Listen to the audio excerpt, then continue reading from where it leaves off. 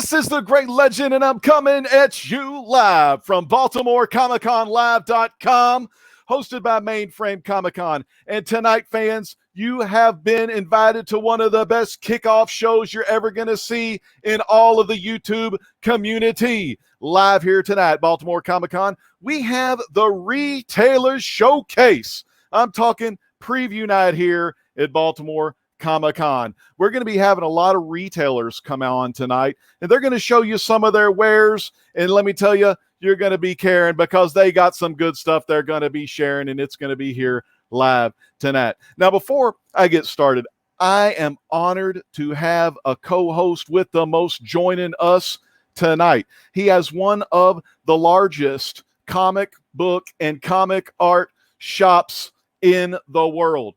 Over 7,000 square feet of warehouse of just wonderful treasures that you're going to get to see some of those tonight. And I'm so excited. We're going to have this guy live. I mean, he sells comic books and comic art each day of the week. Man, he had a famous dad named Jimmy the Greek. And there is nobody finer than Anthony Snyder.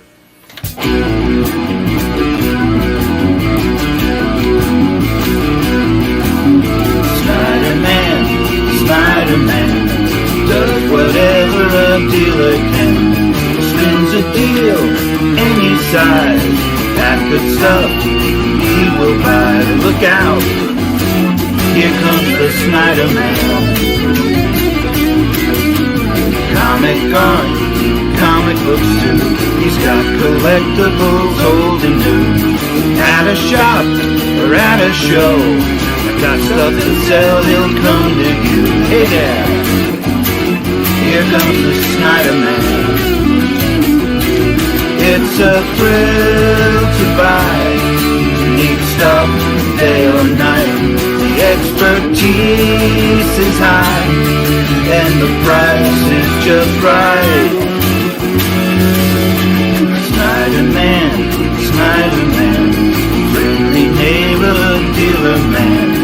Got the art you're looking for, making you happy is his reward each day.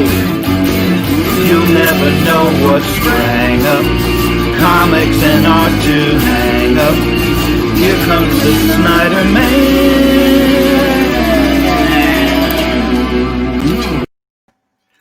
Anthony, how are you doing tonight, my friend? We are awesome. Dude, I'm so excited to have you, man, for Baltimore Comic Con. You're going to be with us the whole night. We're going to be talking to some other retailers, but then once we get those all worked out, we're going to be taking a look at some of the goodies you have to share with us tonight. Yeah. So I'm here for my friendly neighborhood comic book store in Leonia, New Jersey, with my hostess with the mostest. Hello, everybody. The woman who likes me most days of the week. I don't know. It's kind of a toss-up lately, but Sharon Snyder, my wife. Golly, Sharon, it's great to see you tonight, and we're so excited to have you showcase some of those awesome things. This is like, I'm totally honored. I've met Anthony once on the Golden Guys show, which is Tuesday night on Comic Core, where we have some of the finest gentlemen talk about Golden Age comics. And listening to Anthony, it's like listening to a professor, and my head gets filled with knowledge. You know? Yep. Yeah, I mean, you got to have the passion for what you do in life, and this definitely is a passion for me. And I have the love of this material, and it's not just a business. That we support about 20 people on. It's a passion. That's right. And a passion to grow it. And sometimes I got to put out fires. We process. We work on probably 200 orders a day now. It's growing, and getting out over 100 packages a day. So we're looking forward to even, growing in this format, in this venue, in this genre. This is the biggest thing we've tried to do, and we're trying to do it right. Man, I tell you, and you also have a great YouTube channel where you showcase some of the daily events that are going on and some of the daily sales, and getting your customers in there, and that's awesome. What's the name of your YouTube channel again? Well, Yeah, it's still on Selling Heroes TV. We're working out the name change to Anthony's Comic Book Art. We're evolving that. I hired my producer, Andrew Fiume, full time. So he's working with me on a daily, doing our video updates, what came in that day, what went up on the website, the art website, especially the previous night, and what we got going on, what's exciting. And, we got an art deal in the other day that I showed you, that really killer, that Thing panel that you love so much. Thing and Black Bolt together. That's awesome. Yeah. But a Black Bolt fan, friend of mine, Robert from Houston, already, he kind of has his dibs on that page, and we're working out a deal. But, we're getting more and more response from the video content that we're doing on a daily, on the YouTube channel, on the Facebook, on the Instagram, so we're evolving, because no one in the country took a bigger hit from not doing shows than me. I do more show days than any dealer in the country, and I'll stack that up with anybody. Anybody want to dispute that? I mean, it's like losing July, with San Diego Comic Con, where I'm on the road all month. We lost a lot of business, from not doing shows, and we're trying to evolve and make it up with doing the, these platform presentations. I love that, Anthony. We're going to be talking a little bit more about that too, because I know you've done a lot of the business with your eBay store. But real quick, we have one of your good friends, one of Baltimore Comic Con's good friends. We have Barry Sandoval from Heritage Auction. Hey, Barry. Hey, Anthony. Hello. Good to see you tonight, my friend. How are you doing? Good to see you. Good. How y'all doing? Doing great. It's 2-on-1 Texas style. Yeah. That sounds good. That's right. McKinney, Texas here, Barry. You're just about 30 minutes down south. Oh, wow. Okay. Good to have you.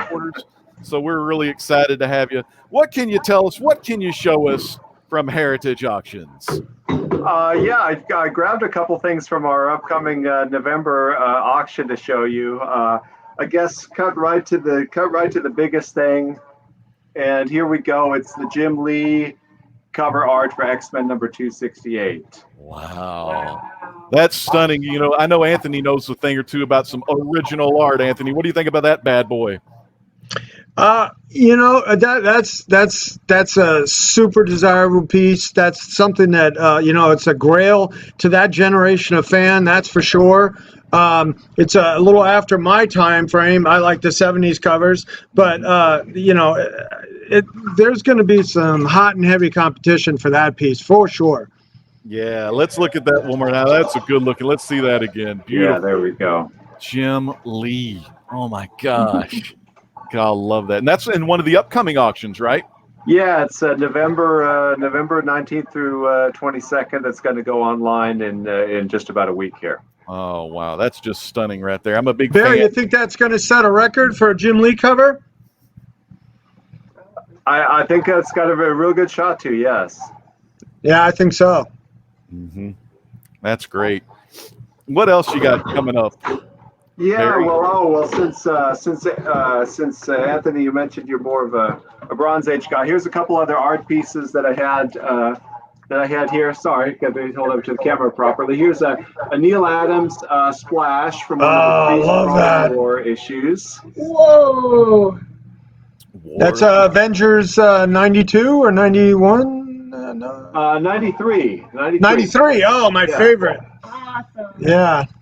I love That's my favorite issue ever.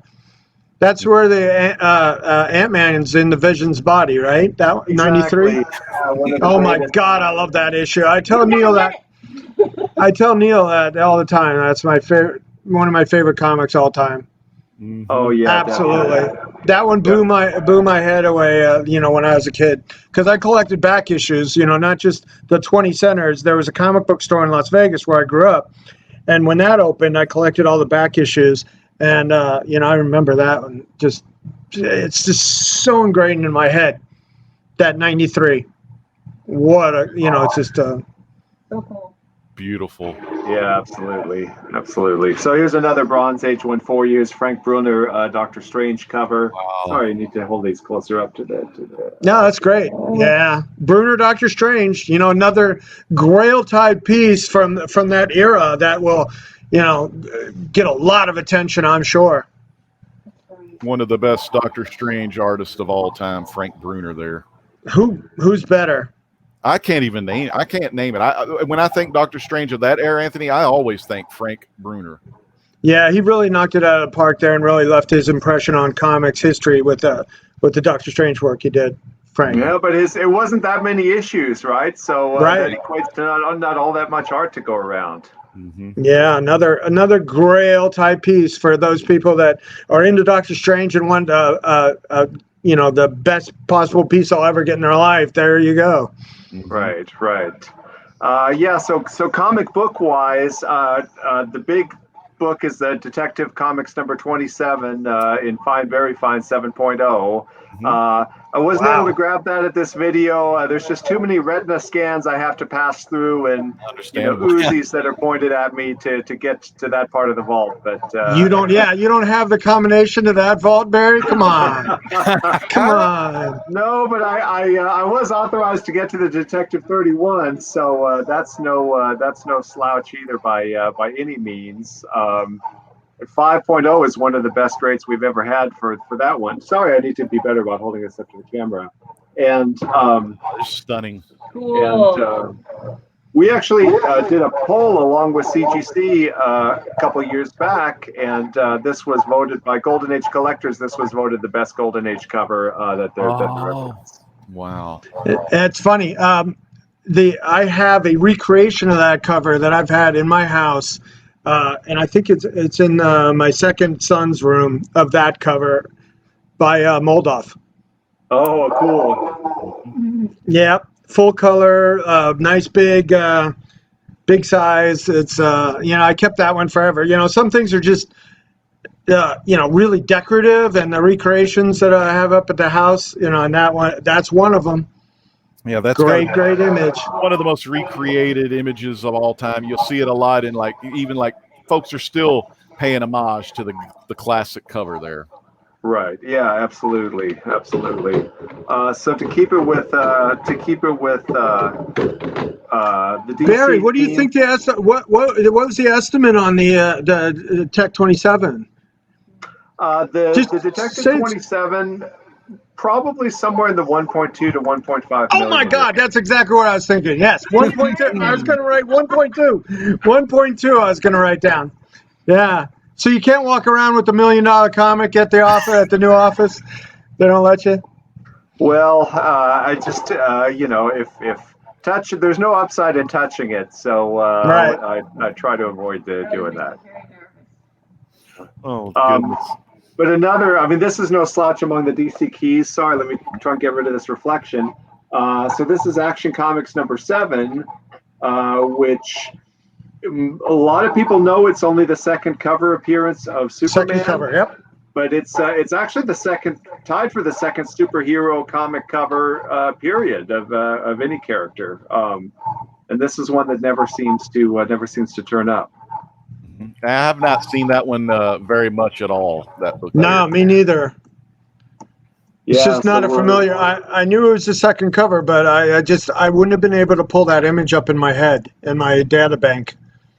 Yeah, so it's from the early days where Superman wasn't even considered to be flying then. These were just he was jumping around. Around. Exactly. Couple other going for some Silver Age DC.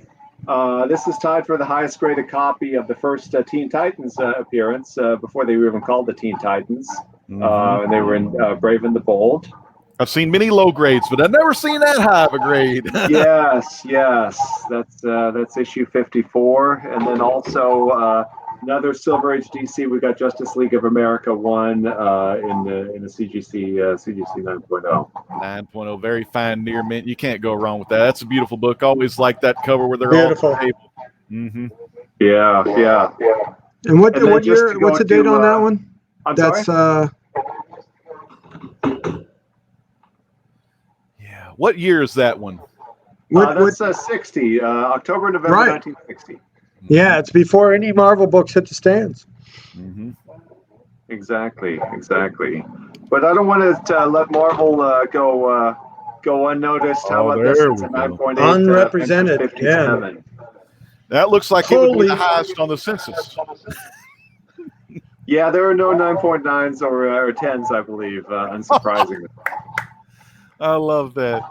Oh my gosh, that's a beautiful book. Of course, Vision more popular than ever, showing up in the MCU. So just a hot book to have. And he's going to be on WandaVision pretty soon on the DC Plus. So very cool. That's right. We've in the back of our catalog, we started printing a list of all the movies coming up because it changes so much and there's so many to keep track of that. Yeah, it's always good to get a handle on that on it that way. By the way, this humongous piece behind me, let me just show you how large. Yeah, I was going to ask about I that. know about that too. Big screen. There. Yeah, so this is by Peter Poplaski, and it's his just his tribute to all of the various Kirby Atlas monsters. And so you got Zutak, Rambu, no Fin Fang Foom, unfortunately, but he hits all the others. So talk about a spectacular piece that that fills the room. 1950s classic Kirby monsters. One of the things I loved about that November 1961 FF #1 was when Kirby and Stan, they were so used to doing those monster stories. They were like, well, just to play it safe, let's put a big old monster on the cover. Exactly. Oh, wow. Just so you still sell a Yep. few in case the superheroes don't catch on. Yeah, exactly. Oh, I It should was a mention, too, transition. It was a transition, issue. Well, I just want to say, going back to that Vision comic, that being a dealer in this business for a long time, about how hard it is to get a high grade Avengers 57 with that black cover. It Right. is very, very hard. So a real 9.8 like that, wow, Stunning. stunning. Yep. It's just not. It's like you got your 9.8s, but a 9.8 on that book, that is very hard. Right. Yeah, definitely. And by the way, for those interested, we're besides the comics and comic art, we're also doing the video games in the same auction. So this is our big entry. There is the Metroid, graded 9.4. Wow. Which is tied for the highest grade of that. So Barry, what does that go for? What is that going to start out, you think? Well, we're thinking it's high, somewhere high five figures. Oh my gosh! Yeah, My dad yeah. bought me that game. Well, the Easter Bunny bought me that game on Easter Day, way back in the day when that came out. I want to say maybe 86, 87. They got that game, and I love that. Mother Brain firing those rockets at her, and it was great. Of course, I opened it. Big mistake. Yeah, who thought of? You mean you actually played with your video game? I played it, Anthony. That's Right. And they weren't cheap back then either. So not too many people bought them and didn't open them up. And my recollection of Metroid was just that it was extremely hard, and I think I moved on to easier pastures pretty quickly. But the people who were actually good at video games persevered. They had this weird code. If you tapped in Justin Bailey, you could use Samus Aran without her armor and everything. And you're like, oh my gosh, this is a girl kicking all that alien butt. I was like, that's awesome. Love that game. Oh, and also another thing we got in the auction is another one of the Pokemon sealed booster boxes, which the last one we had of those was 195,000 in the last auction. So we're pretty psyched to have another one. Was that the very first box of Pokemon cards in America? Right, it's the first, exactly the first. So there's 30, I believe 36 packs in the. It was meant for the retailers, right, to just tear open and display. So it's hard to say. If I think some people want them to preserve them in their sealed state, and others say maybe if I break the seal, who knows which cards are in there, and whatever's in there is presumably pristine. High value. I never played the Pokemon. It was right after my time, but a lot of my younger friends love Pokemon. Still to this day, they play in the Pokemon. Yeah, I have. We've been very active in this market lately. My production manager Connolly is like so into the card games. It's almost annoying, but then he's like, "Oh, this deal's 2,000." I'm like, "Oh, I don't want to spend 2,000 on that." And then it's like, we get the money back pretty quickly, and it's very, very, very, very, very lucrative now, and very fluid and liquid. That the money that's coming, it's on a generational basis. You have the video games and you have the Pokemons, and it's coming in. That generation is coming in where their nostalgia bone is kicking in, and they have disposable income, and boom, So we're all trying to keep pace with that generational, explosion that happens with each. Because when I first got in this business, I didn't want to deal with 80s stuff. Oh my God, 80s stuff, and then 90s stuff. No, I don't want to deal with 90s stuff. I only wanted to deal with the stuff I liked. But then I had to learn in my head. And this was when I did cross that boundary of carrying merchandise that I didn't necessarily like or relate to nostalgic wise, that it became a real business for me. And, when we see, the industry leader with Heritage, present the great video games and the Pokemon, that this stuff has arrived and it's happening, and it's a real revenue stream for these companies and myself. That is awesome. Well, Barry, I tell you what, let me show y'all's website real quick. See if I can get this thing to work. HA.com. Yeah, HA.com. That's all it is. So, well, I have a friend that's, has his first name on the email. I won't, won't give. Just did a deal with him today, actually. Did a deal with him last week. A nice deal. There it is, really. Man. November 19th to November 21st, Heritage Auctions. They're huge comics and comic art. And also, like Barry said, those graded games are hot right now. The Wata games is kind of like the CGC of the video game market. And, man, Barry, we thank you so much for coming on and visiting with us here at Baltimore Comic Con Live. I wish all of us could be on the showroom floor right now hanging out, but it is what it is. But we're so excited. We thank you so much for coming to visit us. Anthony, any final thoughts for our good buddy Barry at Heritage Auction? No, it's just, October, for me, October wasn't the same without looking through Anthony's mile of booths at another Comic Con, or Baltimore too. So hopefully October 2021 for that. Yeah, New York Comic Con, we missed it, but and I'm missing Baltimore, live, that's for sure, because last year they put it behind New York Comic Con and we didn't know how it was going to do, but we had a great show at that show, and we're really missing it, but we're trying to make up for it now with putting out some energy and product on disc format and this platform and making this work for everyone. Yeah, same here. So looking forward to eating crab cakes in October 2021. Yeah, that's for sure. Yeah, Barry. Good.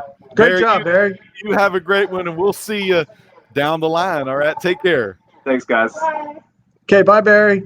Bye.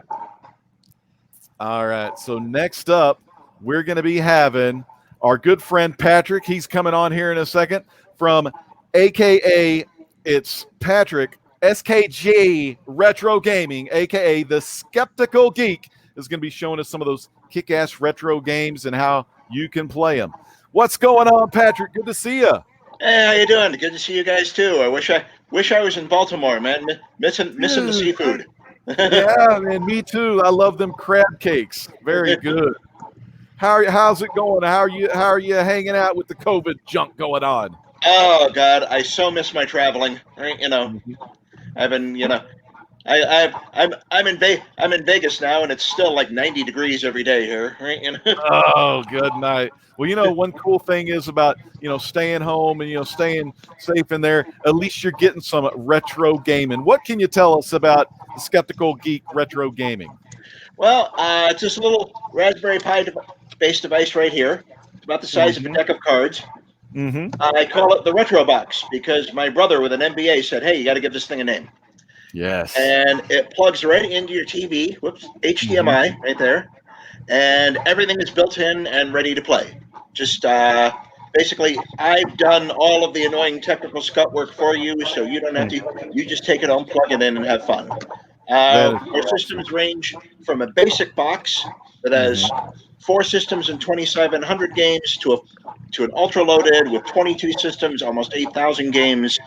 We've got arcade, Atari, and Genesis, NES. I mean, TurboGrafx, pretty much anything you could ever possibly want to. I've got one set up on a display TV. If you'd like to see, let's see it.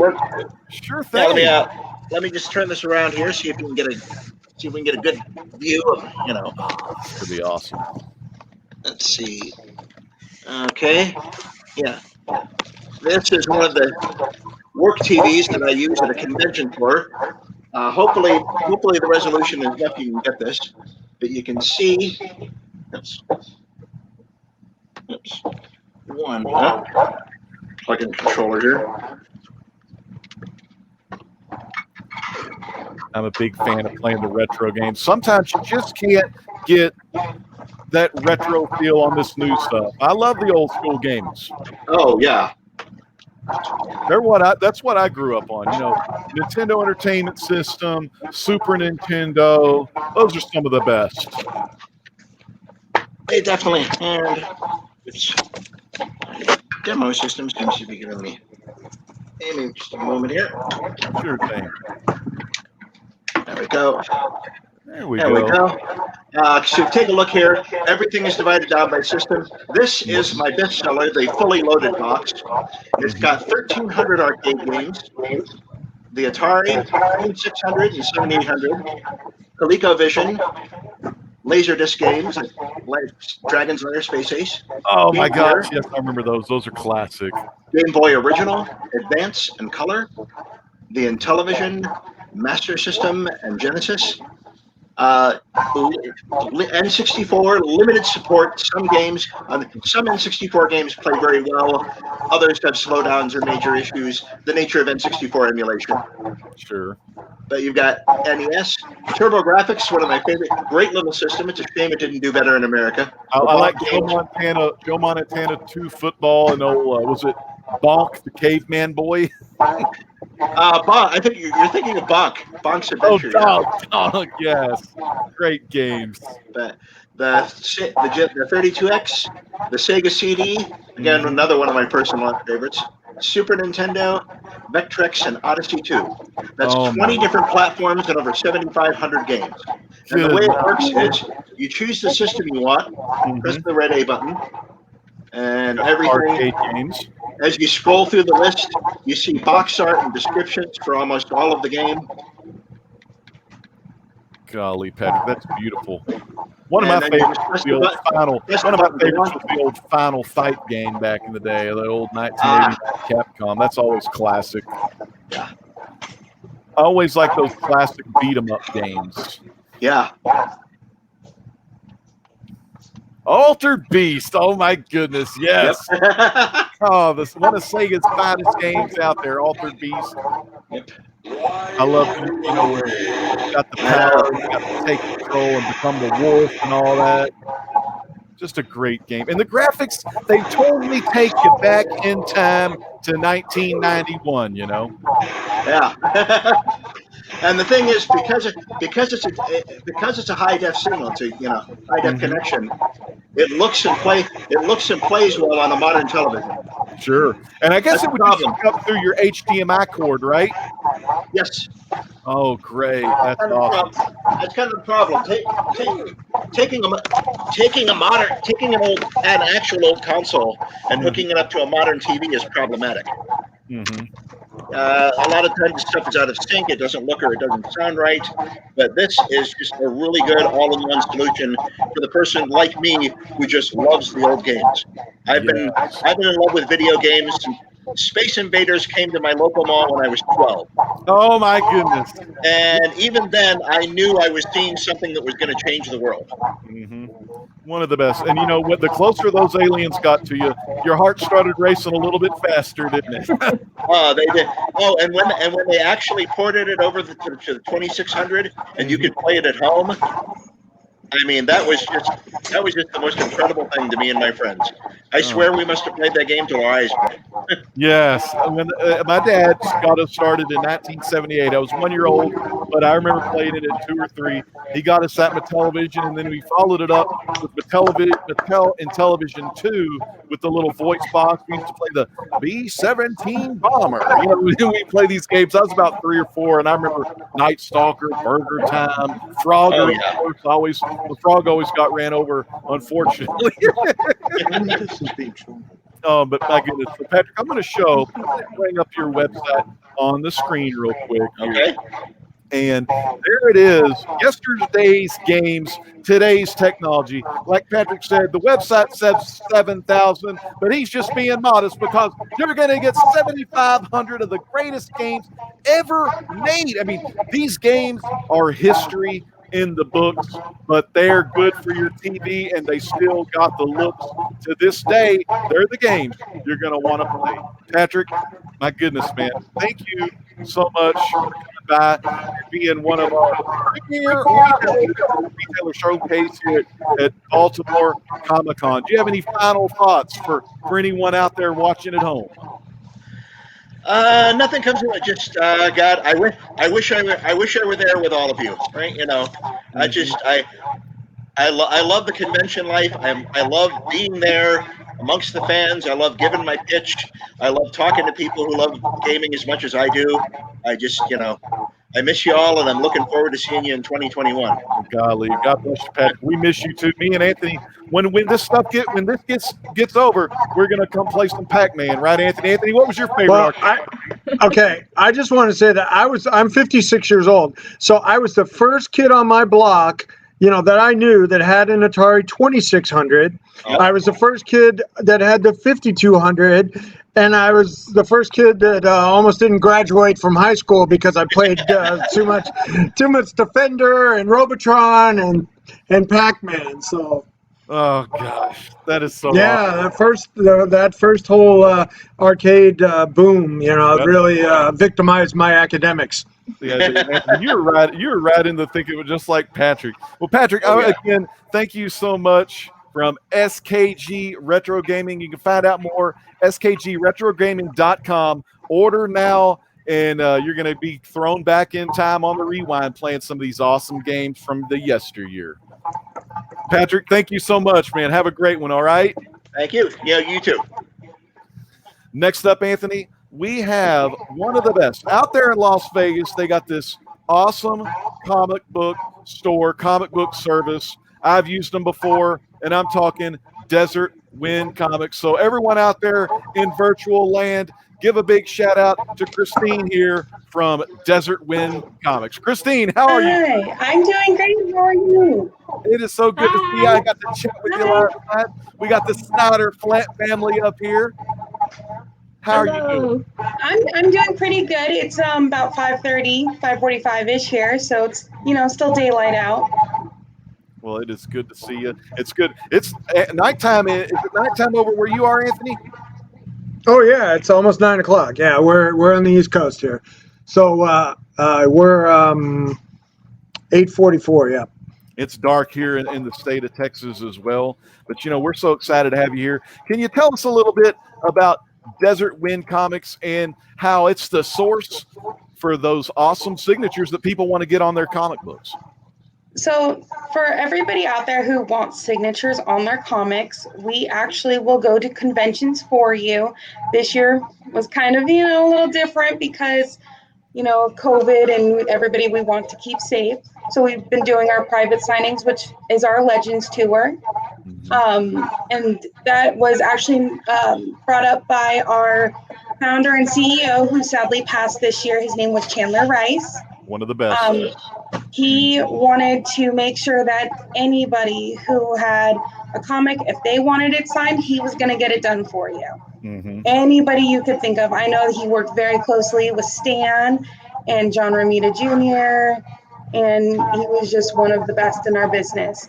But what we do, and we're still keeping it going, because I know a lot of people out there are wondering, are we going to shut down or are we not? We are not going to shut down.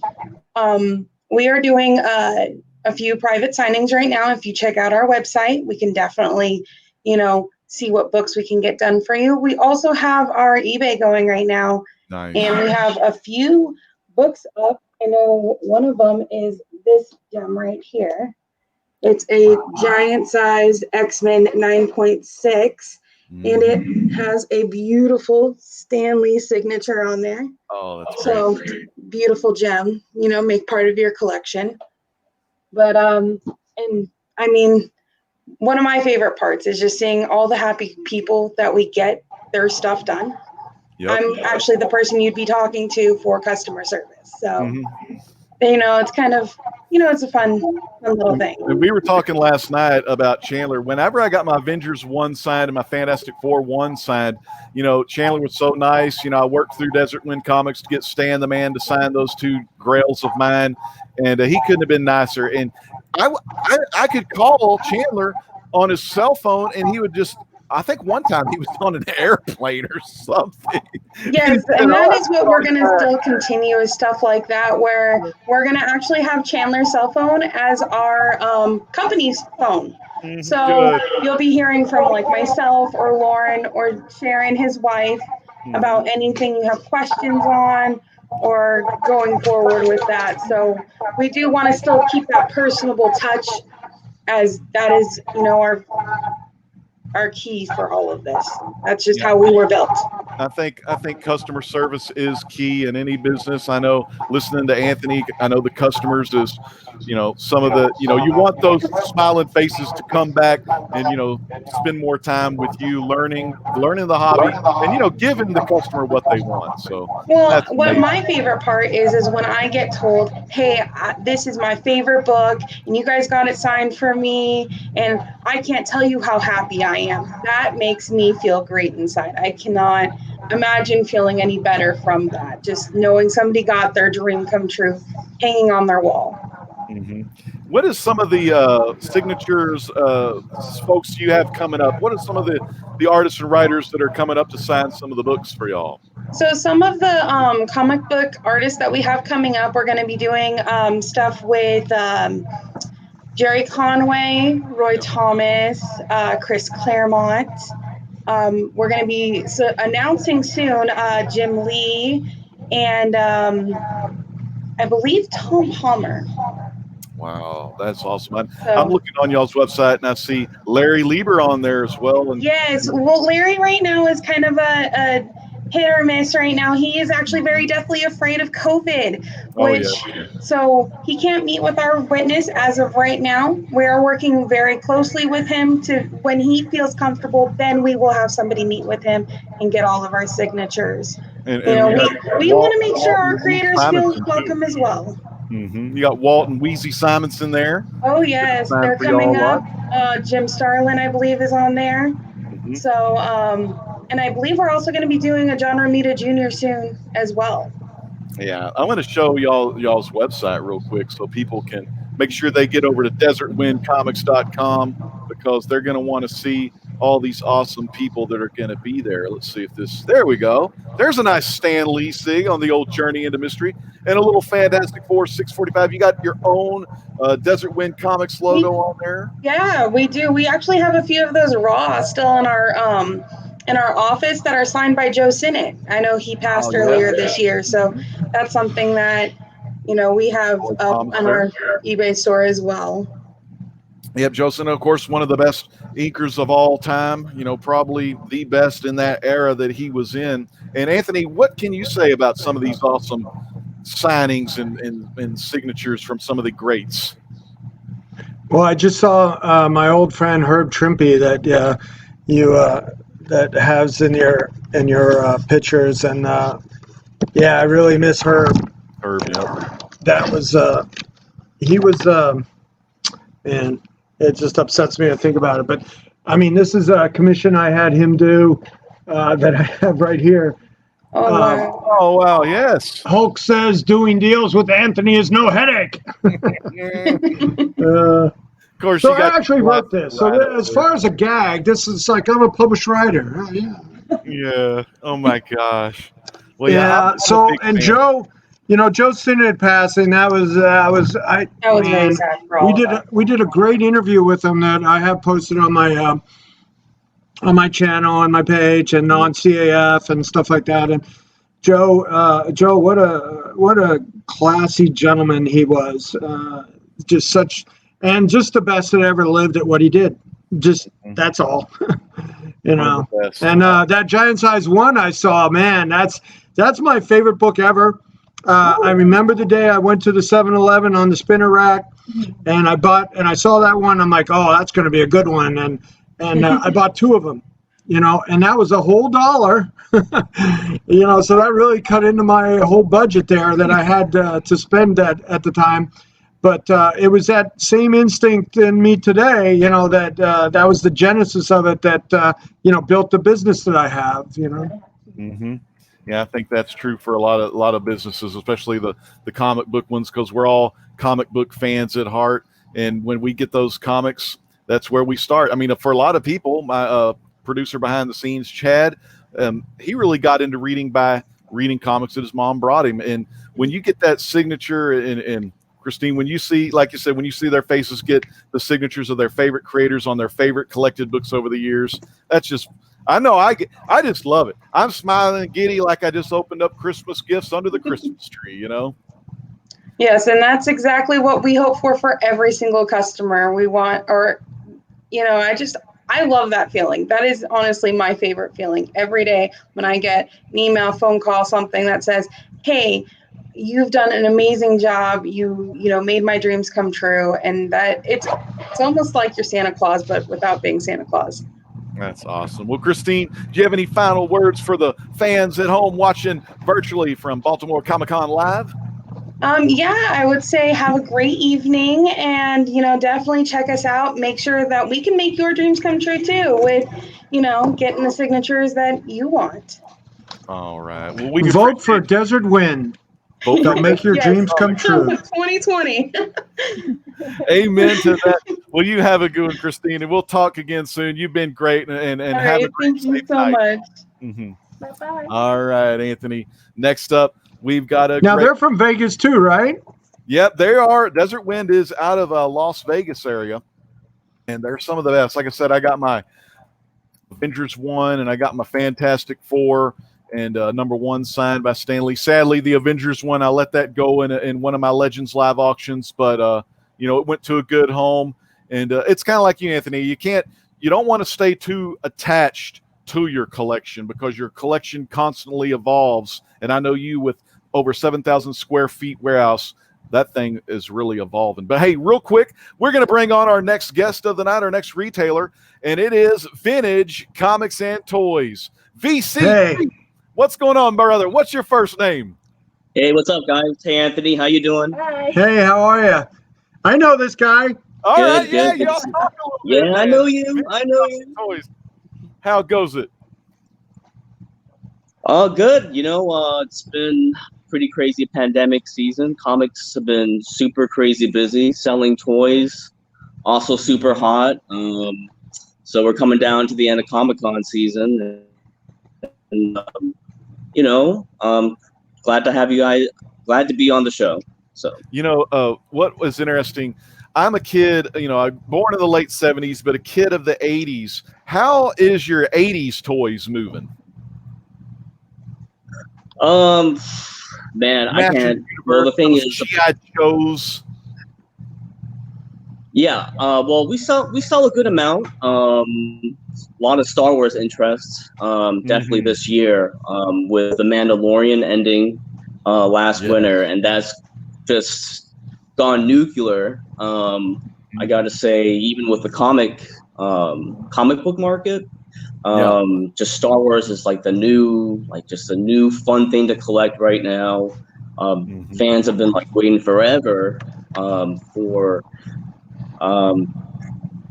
Star Wars to really become mainstream, you know? And even the Mandalorian, that show is just phenomenal. And of course, the child, everyone calls him Baby Yoda. Yeah, I actually brought one of 2 books here that are really on super fire right now because of the show.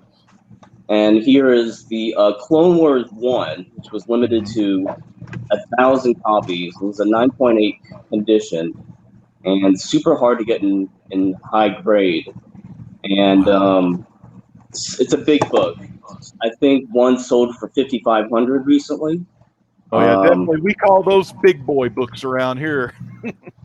It's just madness because modern like this book was like $300 in February this year.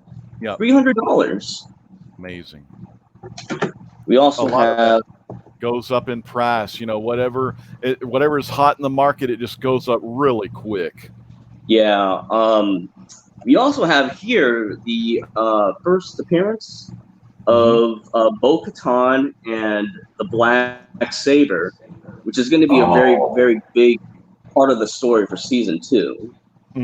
I actually had 3 9/8 of this. It's just sold immediately. Wow! So you sold all the 9/8 then? Yeah, I had the 3 9/8. There's another one out there. I'm not gonna say who has it. I do know the guy. Yeah. So that just recently popped up on the market. That's cool. It's like a child's book, and you actually see Bo right here. That is so cool. They're on the back cover. Yeah, I love it how he's on the back cover, or front cover, back cover, but at least he's presentable outside the case. Right. So like modern has been just crazy, like insane. Like the returns on investments and such, it's been crazy. It's just top down. Even with the vintage stuff, like I have this book here. It was like maybe $400 or $500 to start. Oh, wow. I have the where is it?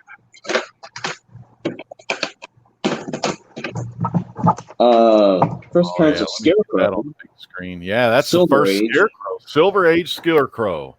It's got the go-go checks on the top. I love that. And 8.0. That's good high grade 8.0. Yeah, it's pretty good. I mean, it was $500, and it's about hovering around $800, $900 right now. Wow. I mean, vintage books are great to buy too. It's just with no local shows, and it's hard to see certain vendors are just like quarantined and hold up. It's just hard to get inventory, So. Exactly. One good thing about the live shows, you can like trade with other vendors, and are open to trades maybe with some of the customers and things like that to get stuff that's brand new to your store that you may not have had before. Right. Anthony and I have done a lot of deals before in the past too. So, I miss seeing the vendors, Yeah, remember that show a couple years ago where there were no customers? I'm not going to say which one it was, but there were no customers. Right. None. Yeah, I think I did like 5 transactions the whole weekend, and 3 of them were with you. Right. Wow. Yeah, it was. Remember that one? But, I know. I remember. So like modern books, it's been nuts. I got another book here to show you guys. Yeah. Let's see. So this book, right, is a new trend, right? This is all new Marvel .1. It's the first full appearance of Kamala Khan. Yes. She's right. 9/8. Let's see. It's right here on the cover.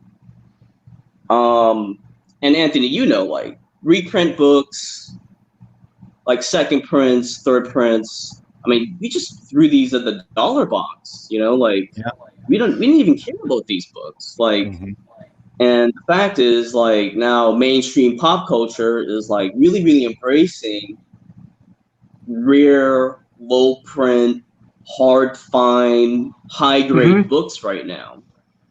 So this book, yeah. So let's say started the pandemic. Let's say it was like around $200. Right now, this book and a 9.8 just sold for $3,000. Oh wow! It's just second print. It's stupid. Times have changed. I'm like you and Anthony. I remember back in the day, you threw those in the box and you just hope to get rid of them. Right? Yeah, we didn't have that in my generation. A second print was garbage, right? You know, now it's like that 6th, 7th, 8th print or something like that. You know, has such a low print run that the market considers that a low rare variant. And that's the terminology. It's a low variant now, low print run rare variant, and is desirable. It's come full circle. That's it. I mean, it is. I mean, to me, as you know, someone who tries to be with mainstream, with pop culture, you know, like, I mean, you got people who, the same type of customers buy like spend thousands of dollars on Air Force Ones and Jordans and stuff. It's just a different colorway, you know. I mean, it's a little different. It's not a different color, but the blue is kind of cool, you know. So, you know, but yeah, I mean, this market's been insane. It's been so much on fire. I got another book here. Something is Killing the Children. Anthony, you've probably been like buying a bunch of these whenever they come out. On the ratio variants. I've seen that. Comics. That's one of those hot ones. So this one was a diamond retailer in New York Comic Con. That's it. But yeah, I mean, I have a number one in my claim sale, I think. Something's Killing the Children. Oh, you got one? I think so. Mm-hmm. Well, you know what? Vintage Comics and Toys. I want to show the fans. For $180. I want to show the fans your website real quick. Let me bring that up on my screen here, and that way they'll know where to go. Cool. I've got it pulled up. There we go.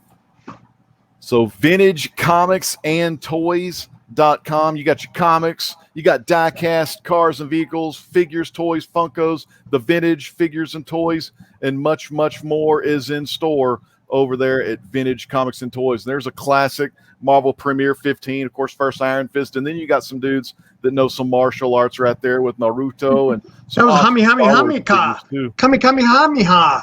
Yeah, the good Dragon stuff. Ball. Well, Vintage Comics and stuff. Thank you so much for being on here for Baltimore. Do you have any final thoughts for the fans out there at Baltimore? Read comics. Support your local comic book shop. Just enjoy and have a safe time out there. All right, guys. That's it, man. Well, you have a great night. Thanks. It was good seeing you. Yeah, thank you so much. Awesome. So cool.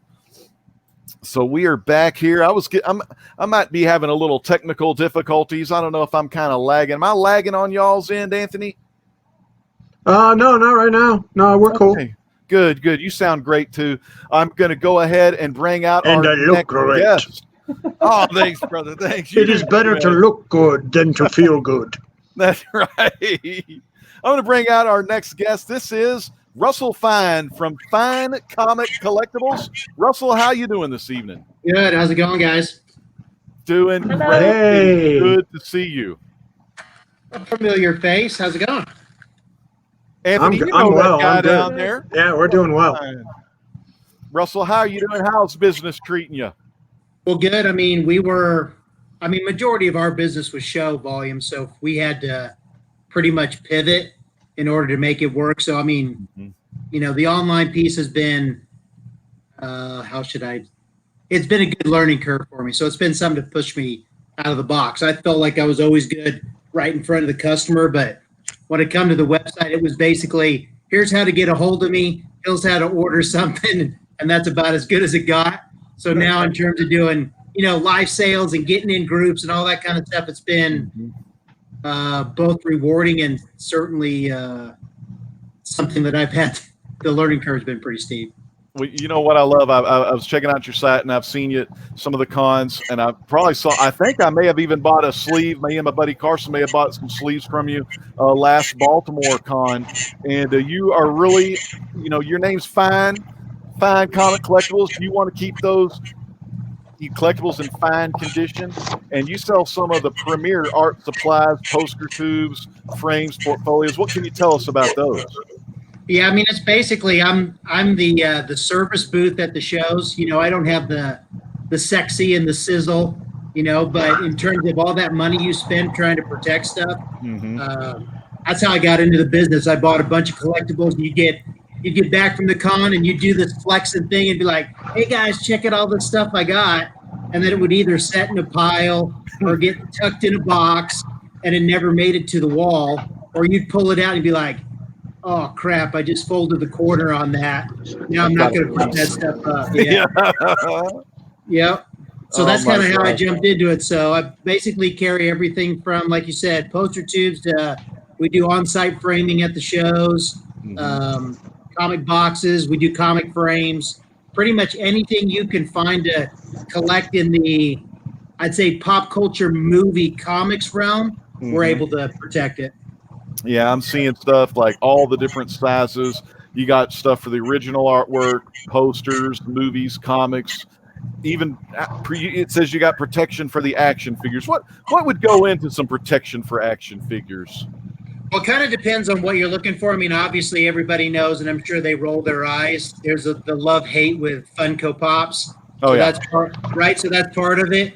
And then if you go to specialized shows, like I've done Star Wars Celebration, then you've got to have the specialized for the Black Series. So you have to have those boxes for it. Oh, yeah. And people are pretty particular about it, and they want things consistent.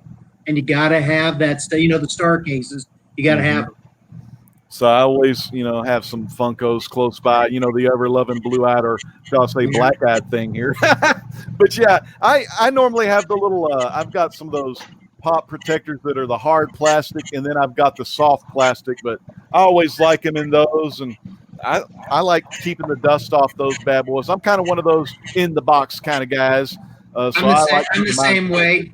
When I was a heavy toy guy, thankfully, I've stopped that, although Funko kind of screwed that up for me. I got completely out of toys, and now somehow I've amassed a couple hundred of those darn things. But yeah, I mean, it's all a function of, if you don't want them dented, if you don't want to mess with dust in them, if you want to be able to display that stuff and get them out of the closet, that's kind of our our bread and butter.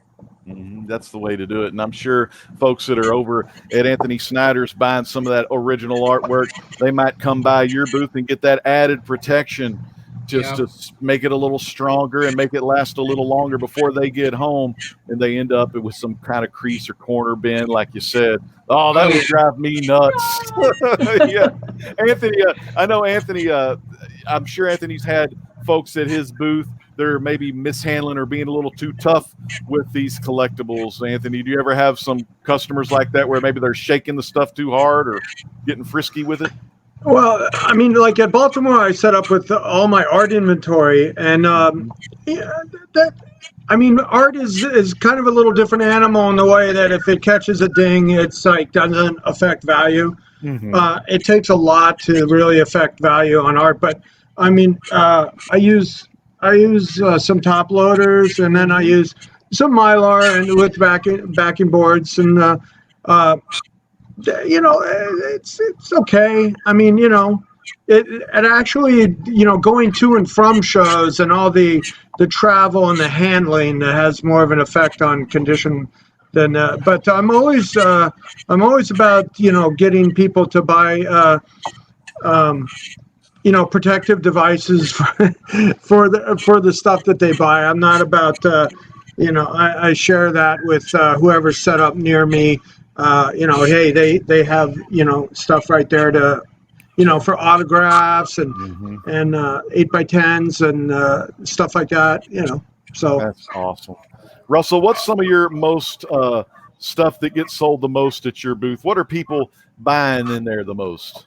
I'm guilty of it because, like Anthony was talking about, to and from the show, because there's just so many you're either you're finally getting that 9.8, or you're finally getting one of those 300 copy only show exclusives, Oh, yeah. or you're finally getting an original, you're getting your commission, and it's one of the few shows that Perez is at or something like that. So I've been pushing folks, although we carry all the top loaders, we've actually moved, and I'm sure Anthony knows these well. You got to go with the portfolio books. We carry the full line. We actually are direct partners. We buy directly from Etoya now, so we carry their full catalog. So this is the only way really to go to the shows is to travel with the book. And then we partnered with them to do an exclusive.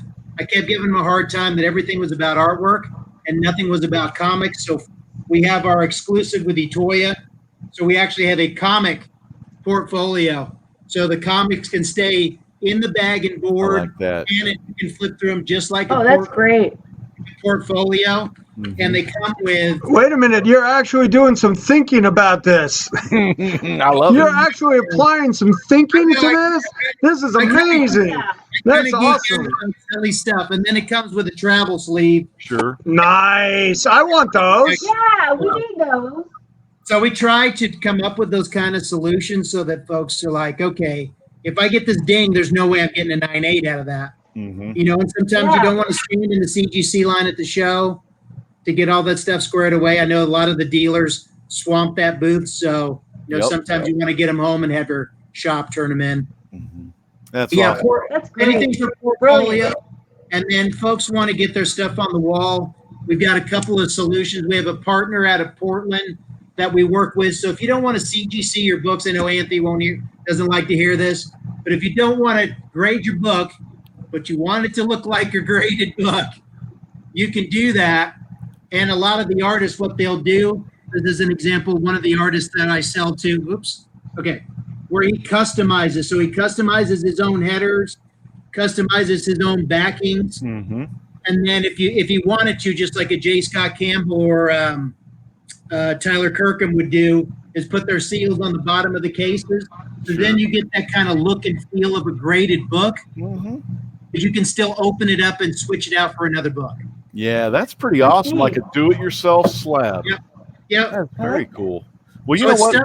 it's stuff like I don't that. mind that at all. Yeah. I mean, I can't tell you how many collections I bought that people have actually they have the paper and the header from CGC in an open book because they wanted to look at it and they wanted to feel it and they wanted to have a relationship with their comic books like we had when we were kids and our nostalgia time. That's for So sure. I love that idea. Okay. Well, Yeah, you know and then what? the That's other awesome. thing is, the other thing that I think you guys it's not new to anybody, but I think especially the dealers love them is the clear backing boards. Oh, sure, yeah. Yeah, so if you've got those cool. wraparound covers, or you've got, like Anthony is selling raws, like sometimes there's certain books, you're going to make more money on those lower grade raw books, but folks want to see the back and they want to touch it. So Yep. putting them encased in clear backing boards is the way to go. Or if your That's top great. books, if you're not going to grade them, it's a good way to upgrade without spending a boatload of money. I'd say if I had to pick the things, those are the things that sell. I've been Oh, popping that's pretty awesome. good. Yeah, that's something I think would be really cool, especially if it's like wraparound art, or like you said, just seeing those old timey back covers on the back of the books. Yeah. Those just the classic ads. That You're gonna laugh. You said about the wraparounds. We and of course I didn't bring one because I didn't want to inundate with a bunch of minutia. We developed last year a sleeve that goes in any standard 11 by 14 frame, so it's a Mylar sleeve. So when you have wraparound covers or connecting covers, you now can put them in a Mylar sleeve and put them in any frame 11 by 14 that you want, that you can actually get them to the wall. Oh my gosh, that is so cool. I'm gonna show your website real quick here. We got FineComicCollectibles.com, folks. FineComicCollectibles.com, and this is the place you're gonna want to go for all your protective supplies, frames, and portfolios. And you only get it here, Baltimore Comic Con Live.com, and make sure you check out Russell Fine, because he's bringing the fine to Comic Collectibles, and we really appreciate you, Russell. We thank you so much. Do you have any final thoughts for the folks watching us here at home? No, the biggest thing is keep collecting and support small business. That's it. Beautiful. Well, Russell, have a great evening and stay safe out there. Thanks, man. Appreciate it. Mm-hmm. All right, Anthony. We've got a guy I met last year at Baltimore, one of my favorites. Me and my co-host of the Comic Core Cat Ren Figures interviewed this guy, and I'm talking the great Gordon Smooter is here. Gordon from the Puppet Forge. What's going on? Hey guys, I hope Hey, Gordon. I hope everything's going great. It looks like you guys are having a lot of fun. I came in a little early, but We're so yeah, glad to have you. looks like you're going gangbusters here. How is the old work going at the Transylvania television station? Transylvania Television has been horrifically affected by our current pandemic situation.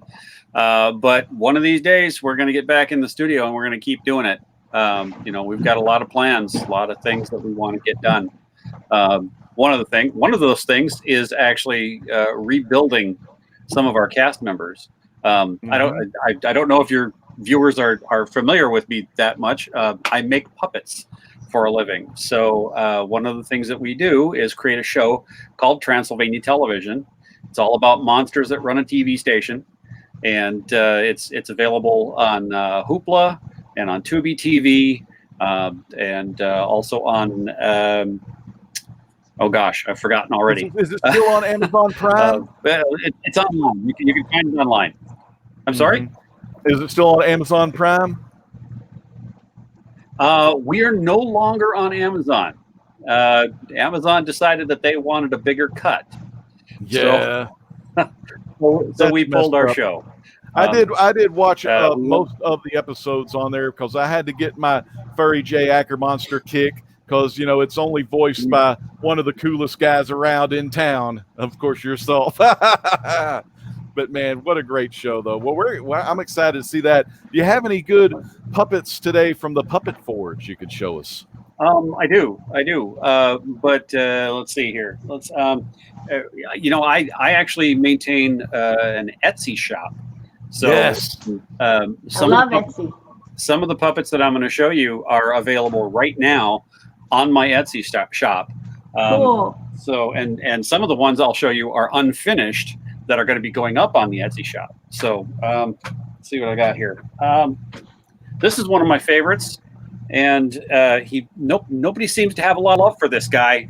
But oh, look at that bad boy! How you doing? Aww. Hey everybody! What's Hello your name? out there in TV land? Hi there. Hey, he's That's great. I'm just calling him a raucous rodent. Raucous rodent. He's got a little bit of. Got some kind of crazy little stuff going on here. There are multiples of him up there, so he's one of my value puppets. I also call them hobby puppets. He doesn't come with anything like movable hand or arm rods or opposable fingers or anything. He's just one of the more affordable offerings up on the site. So hey there, everybody have fun. Hello. We're having fun tonight, my friend. It's good to see that guy. I love it. And people could get one of these awesome hobby puppets for a low price and then use some kind of small coat hangers or, improvise with little like plastic rods, maybe from Michael's or from some of the craft stores. Actually, when people order these, I actually put in a slip sheet that gives them instructions on how to actually add their own arm rods. One of the things that makes a puppet really expensive to ship is space in a box, and arm rods take up a lot of space. Just because you can't fold them or smush them or anything. So I have free shipping on all my puppets, so I'm eating that. Yeah, and I don't want to go crazy with the shipping costs. So these little guys when I send them out, I actually basically it's a matter of just getting yourself a couple of really nice solid chopsticks, and you can put them in. And hot glue them in the arms. That's an excellent idea. How about this guy? What's this guy's name? How you doing? Hey everybody, how are you? This is a little fairykin kind of guy. I don't know, maybe kobold-like or something. And he's got his little outfit going on. Awesome. Well, it's good to see you. How's it going? Yeah. All right. Whoa. Okay. That's a cool one. I like that guy. He looks like just a dude that right out of a fairy tale, you know? Yeah, a little bit. Yeah. Well, that was kind of what I was aiming for. So I also have I got a couple of what I call professional puppets. Oh, the big boys right here. Yeah, this guy. Oh, yeah. How you doing? Hey, everybody. Hello, what's your name, fella? He's kind of a swamp creature. He's kind of green and mossy and furry and weird. Kind of like he might have been next to the creature from the Black Lagoon or something back. Yeah, he's my next door neighbor. Yeah. That's a great look over on the left. Now, how long, Gordon, does it take to create a character like that? These guys usually take me about a day or two. The value puppets I make in batches of 6. So, it's kind of a Henry Ford process.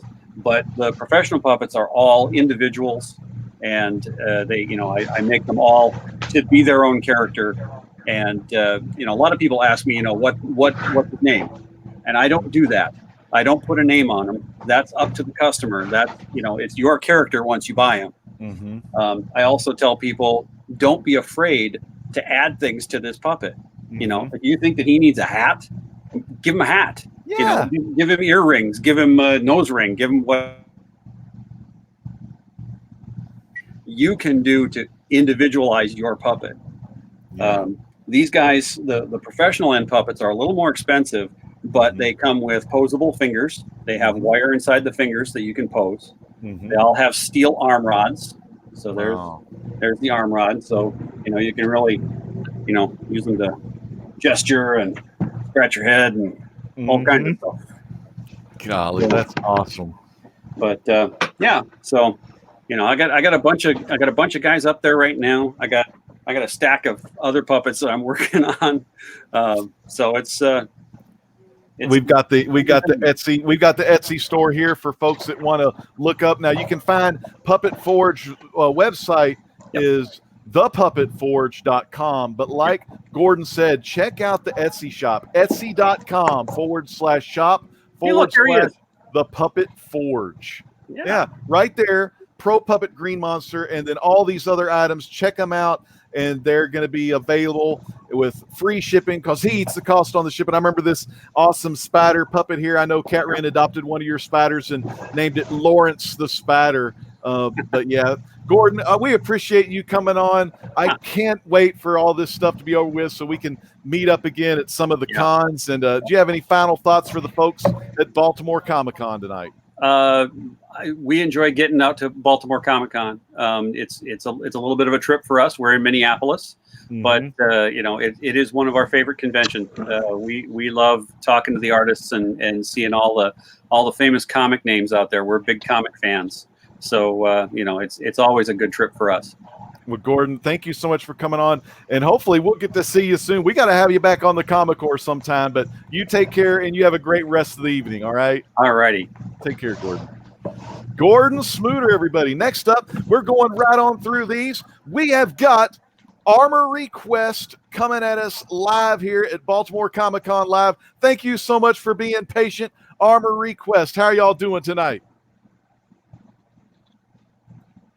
Y'all may have your mics on mute. You may need to check your microphone. It looks like you might be on mute.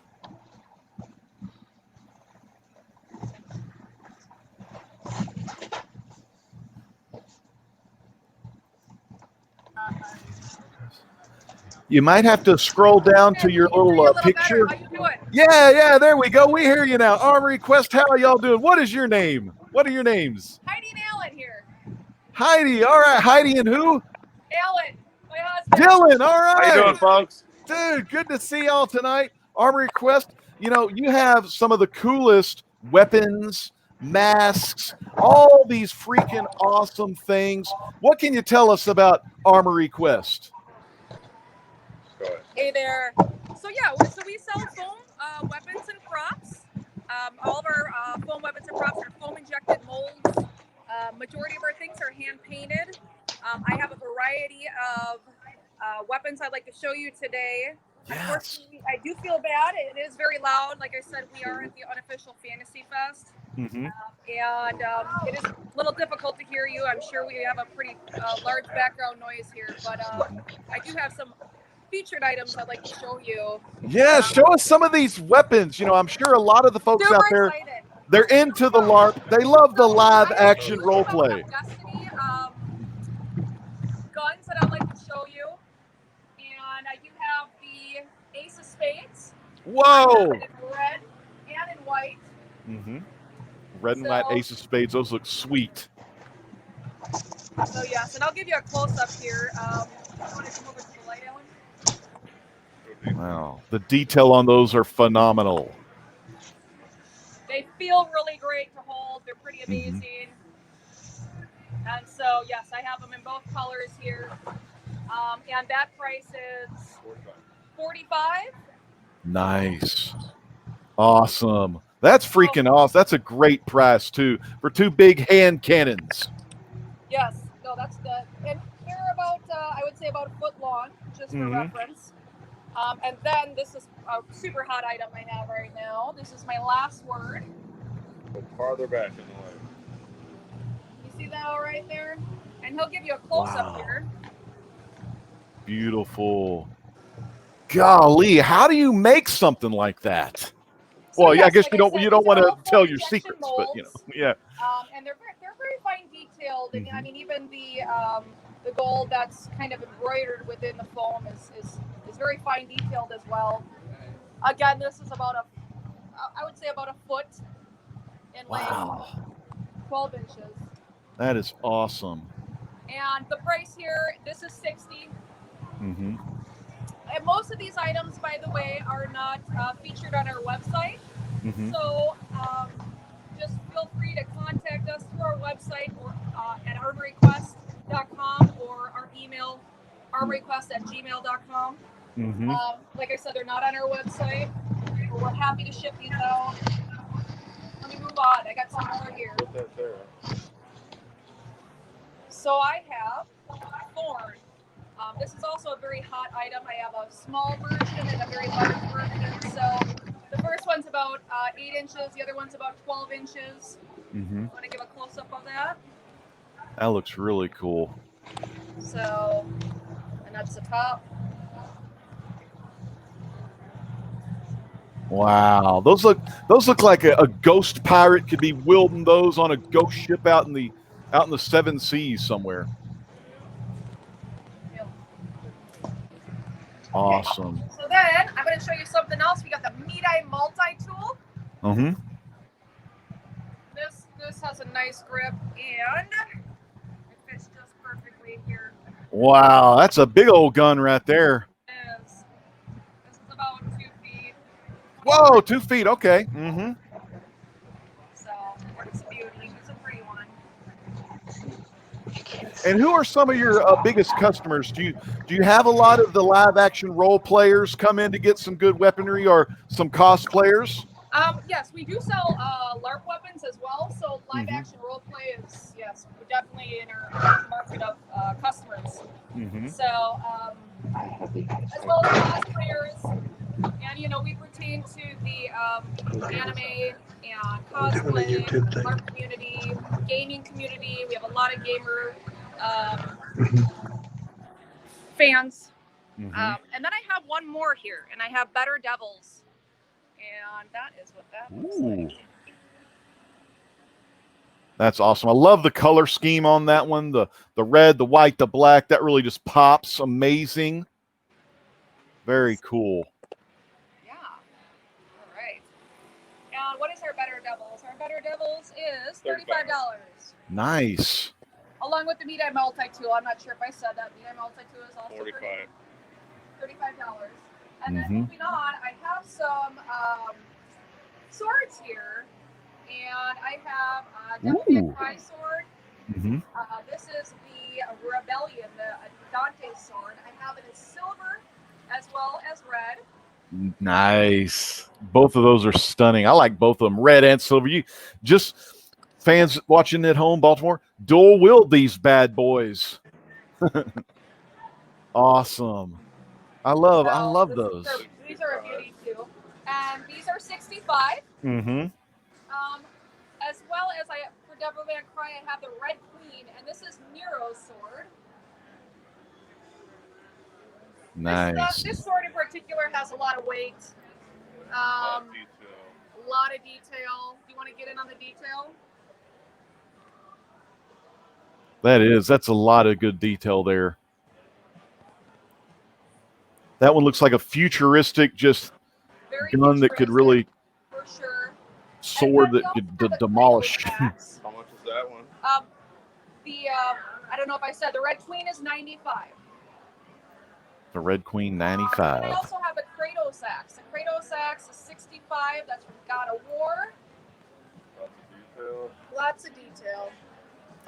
My neck wouldn't like being on the end of that axe, that's for sure. Absolutely. That's an executioner style. Another item I have, also a very popular item, I have a Thor hammer, and this is actually considered a LARP Thor hammer. It can really take a beating, a hit, which I think is kind of cool. Again, there's a lot of detail here. It has a string. Rope access. That's nice right there. A good old Thor hammer, a good old Mjolnir. Well, let me show the fans, everyone. I do apologize. Let me show everyone your website real quick. I said, I'm going live at a show right now. Yeah, we got armoryquest.com, everybody. This is their website. And like they said, if you've seen something on this video, or if you're watching this video on the rewind, make sure you contact them on their website, armoryquest.com, and they have the contact us link right there where you can contact them. And they also have where you can do some online shopping as well. All right. Well, thank you so much, Armory Quest. Do you have any final thoughts for the folks at Baltimore? Hey there, I'm back. Sorry. So that's all right. The Loki staff. Oh, that's a beautiful looking staff there. Sorry, we do apologize about the draft. We have a lot going on here. Oh, that's it. Well, we're going to send some people to your website, Armory Quest, because y'all's weapons look like the best. Oh, yes. Well, thank y'all so much. Thank y'all so much for coming out, and we'll see you soon at Baltimore Comic Con Live. All right, man. Great.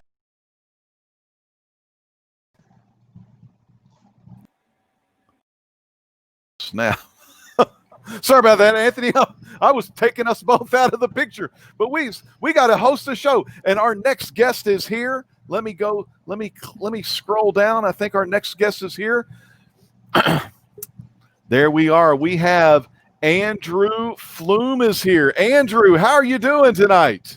Oh, Andrew. No, that's my producer. That's Anthony. That's Anthony's producer. Oh my gosh. Well, the great part about, oh my God, hey, someone's cloned Anthony. Oh man, this is going to be one of my favorite parts of the show right here, Anthony, where we're going to be taking a look at Anthony's Comic Art.com. Is that the website? Did I get it right? Anthony's Comic Art. Yeah, Anthony'sComicBookArt.com. That's for sure. ComicBookArt.com. Yeah. And I'm excited. There's the phone number. You got the email. And we're going to be talking a little bit about a claim sale going on here. Anthony's eBay store, of course, that's in the scroll down below. Anthony's eBay store is called Anthony's Comic Book Art. And you know what was cool, Anthony? I've got stuff from your store before because you're so good with the customers. You put a thank you note in there. You put your little card in there when you guest star on the Modern Men. So that's awesome. I mean, that's first class service right there. And for you to do that, and that's your eBay store. You get even better service when you meet the man in real life. Yeah, I appreciate that pumping me up like that. But I mean, it's all about customer service to me. I believe in making customers and keeping them, not doing. Some people in this business want to score off people. I don't. I want to score customers and keep them coming back. Mm-hmm. That's right.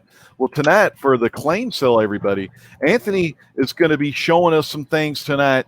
And what we're going to have Anthony's PayPal address showing up on the bottom of the screen in the little banner. There it is right now. PayPal Anthony at AnthonySnyder.com. And we've even got Spider-Man being attacked by a giant mutant spider right now. It's great to see Spidey hanging out with Anthony Snyder, protecting the humongous warehouse, over 7,000 square feet of comic books, comic book art, collectibles, memorabilia, all the best stuff. And I would probably have to say largest store, one of the largest stores in not only North America, but the world. Yeah, I actually have the most populated art website, and the most stuff, the most actual art pieces that I believed in, being a provider of all price points. So we have everything from dollar books in our store, to six-figure art piece on the art website. Mm-hmm. So that's I've tried to diversify as much as possible and keep things moving, like getting into Pokemon and Magic and stuff like that. Mm-hmm. Just the transition to get into graded comics was a big transition, I used to go do art deals and I'd leave the comics, for years and years. So just doing comics, and starting like 10 years ago, I started getting back into comics. Mainframe, and then doing the grading comics. One of the things that are we going to do like the number 1 through? Yeah, I got 136 books here. Yeah, let's do that to showcase for a claim sale. One of the things I like when I watched you on John Suntress's wordballoon.com on his YouTube channel at WordBalloon, you said that you had to get into some of this stuff like Pokemon, some of the newer stuff, a child of the 70s. Your heart and soul's in the 70s, but you had to get some love and passion for the 80s, 90s, and today to kind of diversify the collection to not only meet the needs of kids from the 70s, but kids of all generations. And, we're still kids at heart because we're collecting all this cool ass stuff. But like I said, Anthony, let's go and see what the first item is tonight. All right. So Andrew's going to focus on number 1. And I'm going to put him on the big screen while we do some commentating. What can you tell us about number 1, Anthony? You want to help out with that, Connolly? Yeah. Can you get in there? All right, so we got a Venom variant. Nice grade. You got that 9.8. And the legend loves a 9.8 because they look so great. This is the Mark Bagley variant. It's a CGC 9.8 grade artwork. CGC right there, people. And this is the first item here on the claim sale. So in the chat right now, fans, we're going to start this bad boy. The starting line is coming up, and let us know in the chat if you want to claim this for yourself. And if you do, make sure you type claim in all caps so then we'll know. And then you're going to want to email Anthony at AnthonySnyder.com, and you're going to pay him via PayPal. Now, make sure, Anthony, what do you want to do about shipping? Each CGC book would be $10 or $5 for each one after that. All right. So 10. I have a full-time shipping department, a full-time shipping guy. He does it. We bubble wrap and box them, and do it right. Mm-hmm. The very professional shipping service. You got to know that with me. I have a full-time shipping guy, and that he's been with me for about 6 years now, and we got it worked out. That's a beautiful looking book. That, of course, Bagley variant right there, cover B. You got the awesome Venom, and dude, that looks amazing. How about number 2? All right, number 2. Awesome. Number 2 right here, and that's a $50 price on number 2. Yep. All right, that looks good right there. Number 2, Venom 25, another awesome variant coming at you live here from Baltimore Comic Con. Look at the beautiful cover. Look at Venom's tongue. It's just coming out to invite you to get a little buy right there. Is pickup an option? Jason. So that's a second print. You talk to me because the mic's not picking you up. Oh, let me unmute. All right, we got a second print there, $50. Second print 50 there. Now we got a number question 3. We got in the chat. another to stay venomized here. Mhm. Is there a pickup option at your store if someone wants to pick these Oh yeah, up? always can pick up at the Munaki location, where the main business and the shipping department is located. We're at the store right now that I gutted to make a set for the claim sale, and for Spidey to trip over stuff because he can't see out of his mask. So Jason wants to come by and pick up a bunch of books. Come on by. Come on. No down. shipping on pickups, of course, and maybe we could do a little cash discount. Yep. That's right. So let us know in the chat right now what number you claim, and that way you make sure you get your payment in so you can solidify the buy, if you will. All right. No, so number 3, did we do 3? We did 3. All right, 4. Number 4 right here coming in strong, a Venom, number 26. That's the first appearance of Virus. Nice. Donnie Cates storyline. We'll be seeing him tomorrow night here, hopefully live on Baltimore Comic Con. Okay, and then number 5. Stay. First full appearance of Codex, the Virus appearance. Second appearance. Codex. First Codex, yeah. Codex. Yep, first full appearance of Codex right there. Yep. It's a good looking book there. Connolly's helping me with these new variants. He knows more about these ones than I do. He works in this department every day, where I'm buying art and more of the vintage CGCs. I wanna buy Avengers 1. I want to buy Marvel number 1s. Oh yeah, heck yeah. Yeah, I do have a couple. I do have a Marvel number 1 that's coming up. Oh, nice. Number 6, we got Usabi Yugimbo number 1, the IDW version. That looks good. $65, people, right there. That's number 6 on the claim. Usagi Jimbo, one of the all-time best. Was it Stan Sakai there? Great. Yeah, Stan Sakai. Yeah, it's a favorite of Mark's. I know he did a Stan Sakai theme to his art auction one year, a couple years. Yeah, maybe that was a couple years ago, right? That is awesome. Everything was rabbitized. All right, number 6, number 7. Number 7. Let's look at that one. Ooh, the first Iron Punisher. Wow. Of course, that's that War Machine homage there. That looks amazing. Great cover. They did a great job with those articulate. Frank Castle dons the War Machine armor. War Machine, Frank Castle. God, that's just a guy. That's a killing machine. All right. And that's an homage to the first War Machine. The Rhodes. First Rhodes, Rhodey Rhodes. Rhodes in the War Machine. Okay, armor. so number 8.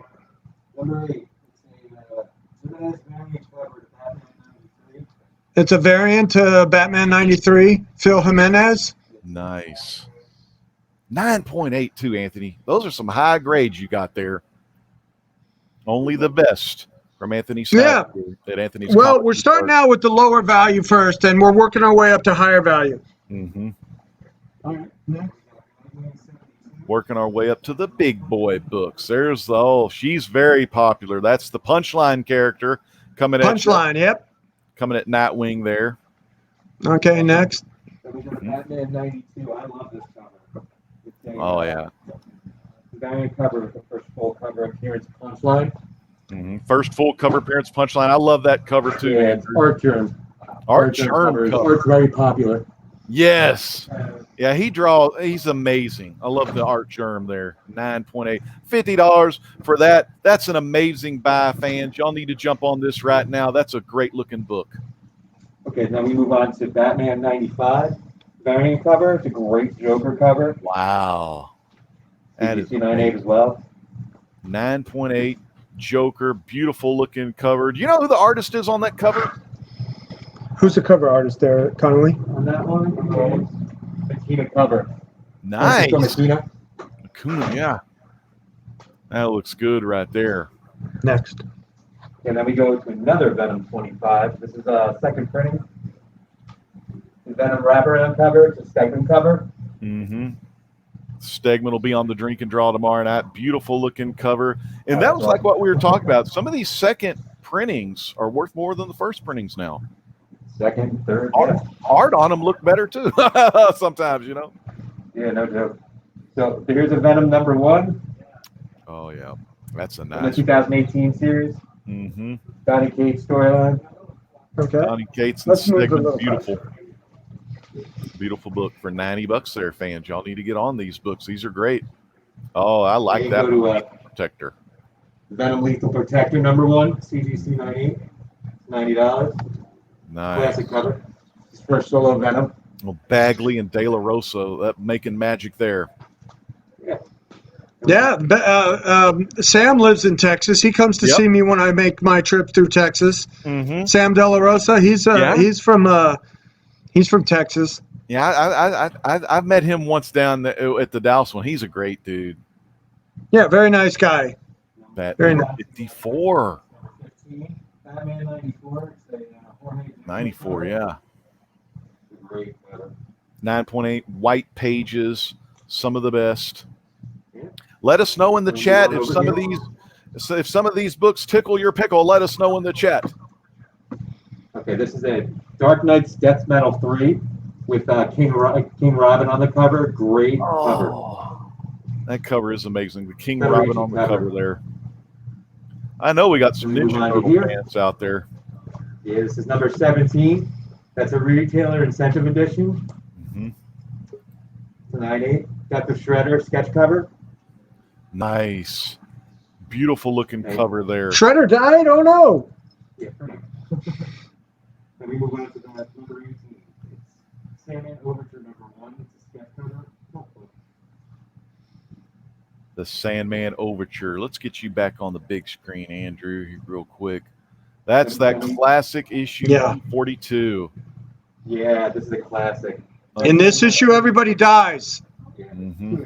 The Sentinels are not playing around. Number 20, Miles Morales, Ultimate Spider-Man 1. Oh, that's awesome. Miles Morales, Ultimate Spidey, number 1. He's the new Spidey in the universe, that's for sure. I was just rewatching Into the Spider-Verse. Yeah. That is just the best. I love the that best movie. movie. Anthony. I got a Blu-ray 3D of that movie, and it's freaking amazing. Oh, yeah? Wow, I have a 3D TV, but I never use it. It's cool. I don't use mine a lot either, but I was able to get that one. It was great. There's Chad is back. What's up, Chad? Are you looking at some of these phenomenal deals here? All right, he is. He's just kind of watching on his phone. All right. Number 4. Mm-hmm. The first appearance of Scream. It's a $100 claim. So number 21, first Scream there. Okay, and number 22 is the 1 in 25 variant for Batman 92. Again, it's a punchline cover. It's hard to see. We have the sticker cover on that, but it's a beautiful, beautiful Jimenez punchline cover. Jimenez, man, he's really awesome on the punchlines. Oh, yeah. Great. Then we move over to number 23, and it's Mighty Morphin Power Rangers number 1. And that is classic. That is classic. I know we got some 90s folks watching us. They got to love them some Power Rangers. Absolutely. Let me move on to the next one. This is the Phantom sketch cover of Carnage number 1. Black and white. Anthony, that one reminds me of that old Spidey 300 cover, doesn't it? 300 homage, yeah. Yeah. The good stuff. I think that's got to be one of the most cover swipe books ever. Mm-hmm. Then we move on over here. Speaking of Jimenez, there's another one. Batman 96 Jimenez variant cover. I've heard a lot of good stuff about that book. 9.8 too. Then we move on to this one. This is a classic. Beavis and Butthead number 1. CGC 98. The $125 claim. Yeah. And this gentleman right here, Thor God of Thunder number 1. It's the Assad Riddick variant cover, which we represent Assad. Yep, Assad. Yeah, I saw that. I saw that on y'all's website. That's one of y'all's featured represented artists. Well, he is my represented artist. He's the best. He's the best thing going in Marvel right now, and his covers are big business for me. Freaking amazing. Big business. Yeah, Beautiful I did a deal on covers. 4 Conan covers yesterday. 4. I like Big that deal. guy. You got a customer right behind you wearing some Yoda, man. Nice Yoda face mask, dude. Awesome. Look at this bad boy. Now, this is another one of those books I've seen lately. This is 9.8 right here. Yeah, Something is Killing the Children, #1. Super, super hot book right now. Something is That's killing the the children. Unlocked Retailer Edition, CGC 9.8. It's a virgin cover.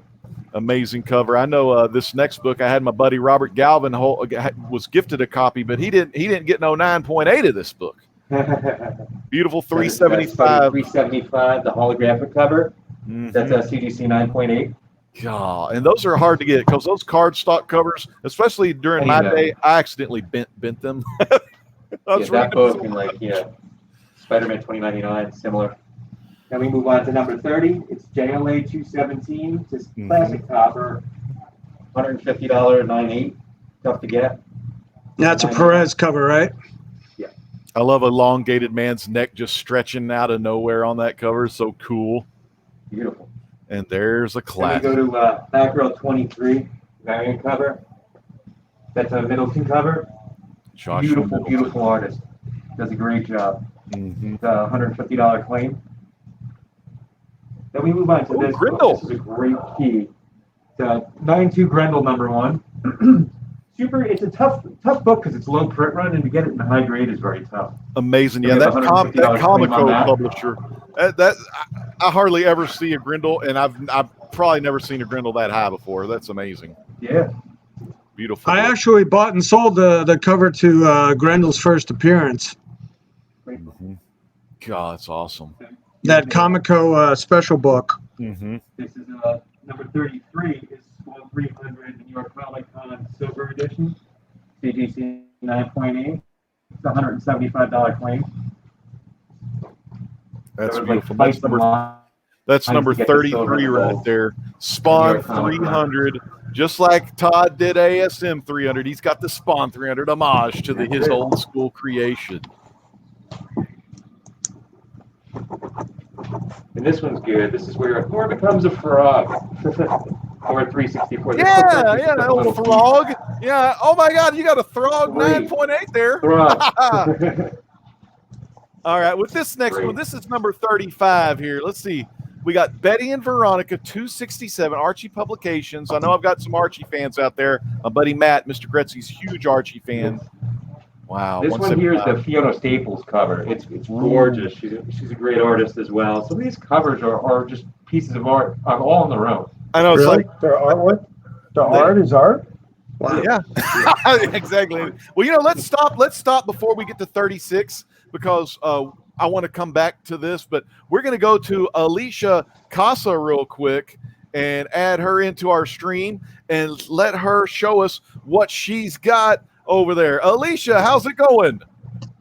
Hi, guys. Hey, guys. Hi. Good to see you. Welcome to Baltimore Comic Con. What do you have for us there tonight, Alicia? Lots of stuff. Sorry for our technical issues, by the way. My phone doesn't like me. But lots of stuff. We're Alicia Anime. We're a hometown vendor for Baltimore Comic Con, and missing the show, but this is pretty cool. Yeah. We do, merchandise for video games, anime, and the like. And we got to chat last night, man. It's good seeing you live here at Baltimore Comic Con live. And man, you've got some great looking stuff to show. That is amazing. Now, are you at home right now? Yes, we are. We set up a little mini. Dude, yeah, I thought you were at the convention center, man. It looks awesome. Well, you got a little helper helping you out tonight. How are you doing there? Good. What is your name? Ivy. Ivy, well, it's so awesome to see you. Ivy, let me show you a little guy right here real quick. I know you've probably seen this dude on the television screen before. Let me bring him up on the screen, and he's going to say hello to you. Do you know this guy right here? Who's that? You ever seen this? It's Elmo. Hi, my name's Elmo. Welcome to Baltimore Comic Con. It's great to see you, Ivy. And I gotta go because Mom and Dad are selling some cool stuff. Bye-bye. Ivy, I'm glad to entertain you here tonight live at Baltimore Comic Con because not only do adults love the collectibles, the kids love them too. And Ivy, you have a few picks, don't you? What's some of your favorite, Ivy? What's some of your favorite stuff to show tonight? She's obsessed with Star Wars, as you can see. Yeah, got the Ray. I love the Ray. Oh my goodness! Look at the Aw. Baby Yoda. He's a backpack. Oh my gosh, that's so precious. You can keep all your stuff in there. Baby Yoda can go with you to school and hang out with your friends. That's great. What else you got to show us tonight? Ooh, Those are adorable. It's a little Baby Yoda hat. It's so cool. You got some awesome Star Wars keychains. Ooh, looky there. You got there. Nice. You got to hang those awesome badges on there. That is cool. Lanyard there. Awesome. We specialize in accessories and a lot of hard to find stuff. We have a lot of t-shirts. Lanyards, we have about every anime and video game you can think of for our lanyards, and we have tons of keychains and a lot of nerdy stuff that you didn't know you needed until you see it here. These are belts, but you need it. Oh, that's so cool. I love those belts. Yeah, they're fun. Those are awesome. We got bags. We got these cute Animal Crossing hats. I don't know if any of you guys are gamers, but Animal Crossing's really hot right now. Oh, Tom Nook. Is Tom Nook still selling at his shop? He is. I love that. I love that game. I used to play it on the old GameCube, and I want to get it on the Switch, but I don't know if my wife's going to. You never knew you needed Animal Crossing socks until you saw these, did you? Oh, that is awesome. We've got some stuff from imported from Japan. These are bento boxes and little carrying lunch boxes. We got My Neighbor Totoro. We got Kiki's Delivery Service. We got some Hello Kitty chopsticks, Gudetama. We have tons more on the website. We have masks, face coverings, and we're running a special. Yeah, we're running a special this weekend, 15% off if you use the code BCC 2020 on our website. That's awesome. BCC 2020, and you save 15% off. I love those masks. I work at a library, and one of the things I do part-time is I do virtual story times. I do virtual rhythm and rhyme, and to wear a SpongeBob mask, that'd be so cool. I can just start saying, I like that one. Hey, Patrick. Hey, Patrick. It's me. It's SpongeBob. Hey, Patrick. You can do all kinds of good little fun things with the kiddos. And, Ivy actually met Tom Kenny at a convention once. That was pretty cool. Oh, yeah. When you met the voice actor, the SpongeBob voice actor. Yeah, he was really that nice. is cool. And he talked like SpongeBob. Yes, he did. Oh, that's so cool. That is awesome. I'm going to bring up y'all's website, too, on my screen. I got it pulled up here. Let me see if I remember. Whoop, that's me on a big screen. Let me share my screen, get my mug off the face.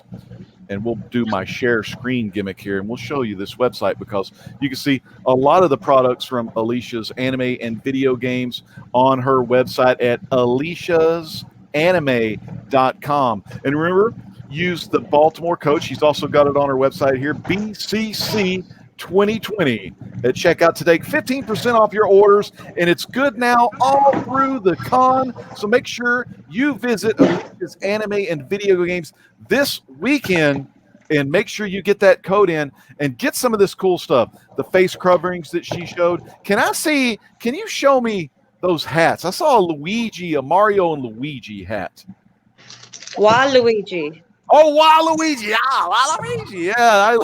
I think we've got a Mario hat hiding up here. Yep, we do. Ooh, yeah, with the ears on it. Now that is cool. And y'all play. I bet y'all still gamer. At least y'all still gaming, right? Yes, we do. That's what it's all about, right there. God, Alicia, those are some phenomenal items.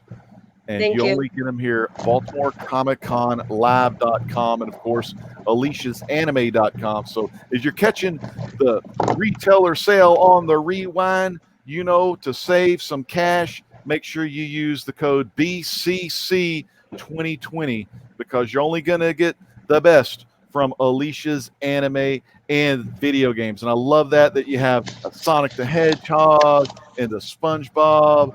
And I like how you incorporate the video game stuff into your products, because kids today, I got 2 of them. They love video games, and I'm going to be coming back and looking at some Mario and Luigi. Or maybe even, I love Waluigi and Wario. I like the bad guys. I know my kids like the good guys, but I like the bad guys. Mario Kart, I use Wario because he's a big boy, and he can knock other cars off the road. But Alicia, do you have any final words for Baltimore Comic Con?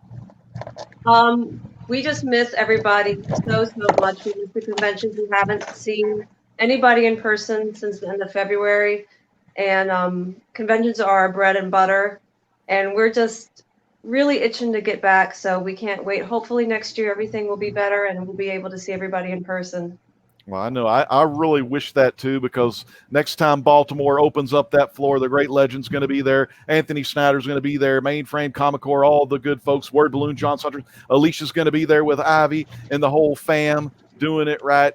Man, thank you so much, Alicia, for being a part of Baltimore Comic Con Live.com. Y'all have a great evening. You too. Guys. Good night. Thanks so much. Stay safe. Bye. Bye-bye. Good night. Night. Nice to see you. Thanks, Ivy. Awesome. What a sweet family. The whole family getting involved. Anthony, I know your whole family is involved in your big old warehouse, because how would you be able to run it all without your family and your extended family that you have as well? So God, that's so cool. I'm going to go ahead and bring It's a home for wayward boys. That's it. That's the way to do it. I'm going to go ahead and bring Andrew back on the screen here. Andrew has got the cam. Where'd we leave off? 36? 36. We are on number 36 of the claim sale. And look at that. I see some of that. Only 100 more to go. 100 more to go. Finland, limited to 1,000 copies. $200, 9.8, limited to 1,000. That's a phenomenal, excellent deal. Actually, rendition. Yep, the Spider-Man 129 Jerry Conway classic. Very rare book. Desirable cover. Desirable copy. So it's like a Finnish ash can. It really is. That is Finn ash can. Finn ash. A Finn ash can. And we move on to here. It's classic cover, classic issue. It's X-Men 130, first appearance of Dazzler. Yay, Dazzler. What's the date on that? Oh, 80. That's after me. I never bought that one. I never was a Dazzler. I know a lot of Dazzler fans. I know we got Z Collects in the chat. We got Lucius Johnson from Facebook. How does claiming work? Lucius, you're on Facebook.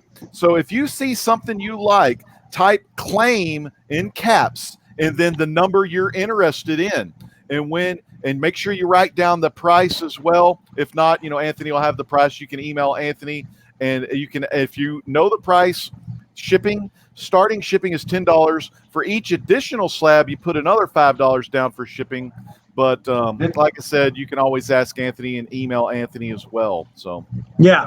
So that PayPal address that's scrolling, that is my direct email. So we can, pick this up on viewership, through the weekend, right? If somebody tunes in through the weekend, right? That's exactly right. If you're watching this on the rewind, maybe you didn't get home in time for the show, you now know that the email is down below. And I could keep on rhyming and we could keep on chiming, but we got to keep moving on, don't we, Mr. Andrew? Yeah. We got a lot. Andrew This is a spot number 1 newsstand. We got a newsstand edition. Oh, my God. 9.6. I got a buddy that loves those newsstand editions. Newsstand versus 9.6 Spawn All right. one. I'm definitely going to I'm going to remember number 38 if I write that down for now. All right. What else we got here? Detective Comics Forbidden Planet Edition A. Oh, Cover, that's 500 copies made. Some of the So that's a story variant from Forbidden Planet. Story variant. I mean, a store variant. Yeah. What did I say? Story. Okay, then we move on to number 40 here. That's Great Black Knight, first look in early appearance. That's a reintroduction in the Silver Age, right? of Black Knight. I think so. The Black Knight. Oh, look at there. I got a buddy named Tim Hallermouse that loves Booster Gold. I like Booster Gold myself. All right, this is a Booster Gold number 1, first appearance. The book has heated up a lot recently. Yeah. So we got one available for sale for $250. Nice. All right, 42. This book is one of my personal favorites. This and number 5, but Thor got under number 2. It's the first. Oh, the God. First Gore. Yeah. We had that marked at 250. Great storyline, great book, great character. And I had sold that cover for SI back in the day when it came out. What year was that? It's like 6 years, 7 years? 7 years old. Yeah. I sold that one. And that, like that little hovering image of Gore, I didn't even pay attention to, but it sure has become a big thing now. Yep. It blew up. And you don't get a lot of Alan Moore Killing Joke 9/8 because No, not a 9/8. blacks are hard to get, especially on that back cover too. Well, I mean, on a 9/8 on that square bound means that basically nobody ever opened it. Yeah. There's that crease isn't there. Awesome. Yeah. And those cardboard covers, it means nobody ever opened it, nobody read it, nobody really handled it. So it's got to be old store stock. That's it. First Silk, that's a highly sought after book as well. There's rumors about getting Silk in a movie. 250, yeah, absolutely. You should see the new Spider-Verse movie. Now we move on here to number 45. The first appearance of Senator Robert Kelly, which was in the first movie. Oh, yeah, Senator Robert Kelly. Yeah, it's CGC 98. Any of the X-Men books in the 130s, the Claremont run, and Burn Runner is desirable. Then we move over to here. This is a CBCS Sandman number 8, number 46. First appearance of Death. Yep. Oh, that's good. And we move over to here. It's Dark Knight's Death Metal, Legend of the Dark Knight, number 1, variant cover. It's the Francis Gavella and Jones art variant. Beautiful. Okay. Love the artwork on those. Now, is there a difference between 47 and 48 or no? That's just.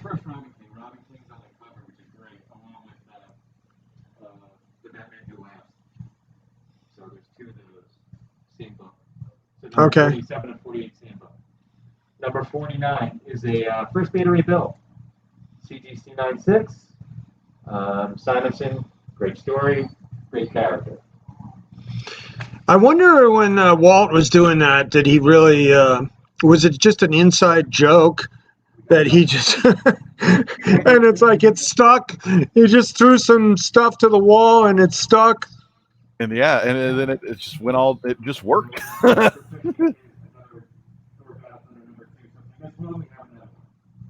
Oh, look at that Masters of the Universe. Now, that's my childhood. I love that cartoon back in the day. Comics, collectibles, in general, He-Man on fire. So we have 9/8. But the Star comic stuff is very tough to find in 9/8. Yeah, that's one of those publishers. They didn't print a bunch of those. 275. Then we move over here. So the next 3 books are all the same book as well. It's Venom number 3. It's the first appearance of Null, which Null is arguably the hottest character in the Marvel Universe right now. The symbiote god. God, that is awesome. And I've always loved that cover. 53, and then 53B. So we have 3 of those for sale. So if you miss out on one, you got 2 more chances to get one. And again, now we have a CGC 96 on Sandman 8. First appearance of Death. That's the second one of those we have up. Now we move over to another Star Comics here for all those 80s kids and 90s kids, 80s kids mostly. Thundercats number 1 by Star Comics. We have that up for $350. I think that one will be gone. Oh yeah, that one. This one is the first Thundercats. intro. The next one we have here is number 56. It's Superman Batman Annual 4, CGC 98. It's the first appearance in continuity of Batman Beyond, which is a great, popular DC character between the cartoons and the comics. And we move up to number 57 here. It's the first appearance of Black Mask. Black Mask. Movie not so great, cool character in the comic books. Great continuity. Now we move to Spawn 300 Gold Edition. This is the book I was just saying before. They were having fistfights over these. Oh, wow. New York Comic Con. Very limited. And a 98 on that book is super tough. This book, speaking about super tough books, number 59, is Betty and Veronica 261. It's the first appearance of Vampironica. It's their take on it's like the copy of the Vampire Slayer logo. I like and it's that. Vampire Slayer and Vampironica, so it's great comic. Yep, together. Now we have the next book here, number 60, is a first beta rebuild of CGC 98. We have that marked at 600, which is less than the last sale of that, so that should go quick. Number 61, ASM 361, first appearance of Carnage. Nothing needs to be said about that book. Just the hottest book in comics over the past 2 years. Yep. That and 300 as well, yeah. So here's another Sandman. Oh, First Death, yep. 9.8. Tough book with the black on it to get a CGC 980. 9.8 right there. Now this one's a classic, and it's one of my favorite books growing up as a kid. Iron Fist 14, first appearance of Sabretooth. CGC 9.4, very tough grade. We had that for $750. And then Anthony. Yep, number 3. FF number 3. I have a number 3 and a 3.0 myself. Oh, that's awesome. Good book. But Anthony, what did you say about this book? Oh, it's the comic that ushered in the Marvel Age of Heroes. You know, that was the first costume. First costumes, yep. First Fantastic Car, too. Yeah, and I actually wait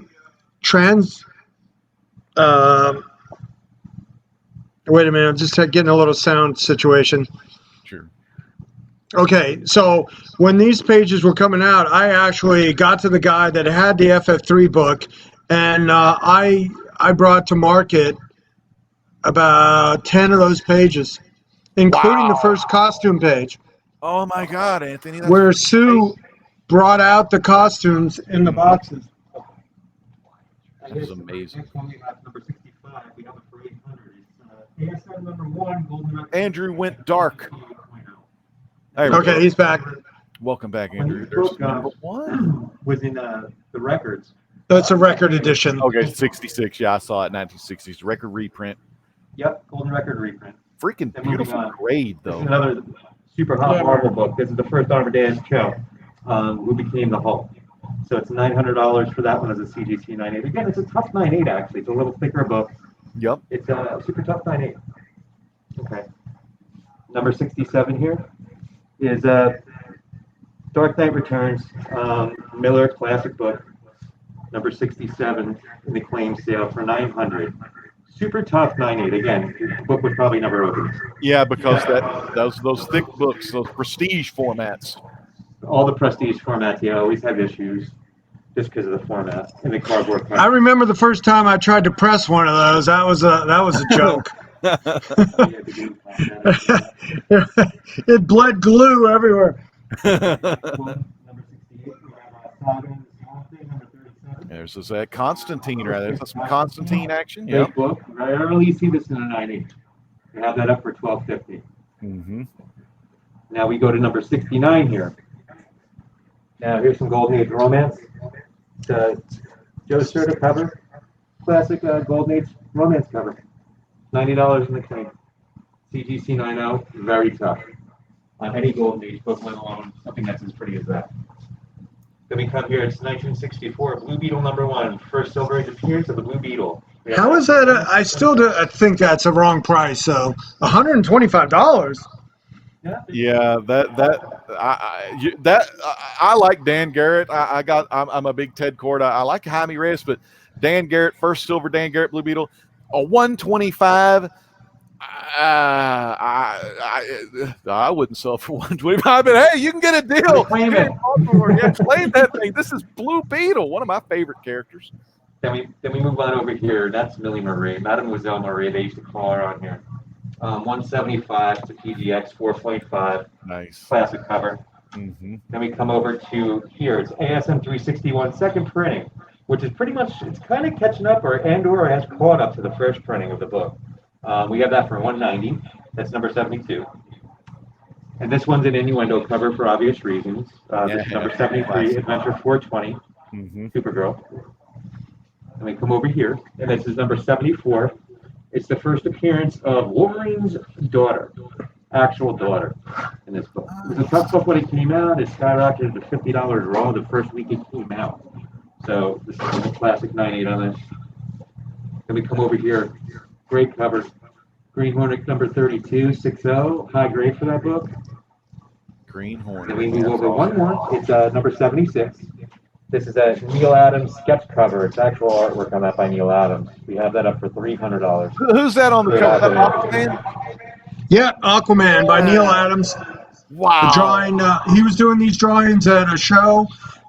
His rep was selling them. I was buying them. Yeah. You know, it was a perfect system there, symbiotic. That's awesome. Move on to number 77. This is the foil cover of Detective Comics 880. Classic glass cover with the Bats and the Joker. With Gorgeous silver. purple sign at the bottom. That's pretty freaking stunning. That just looks cool.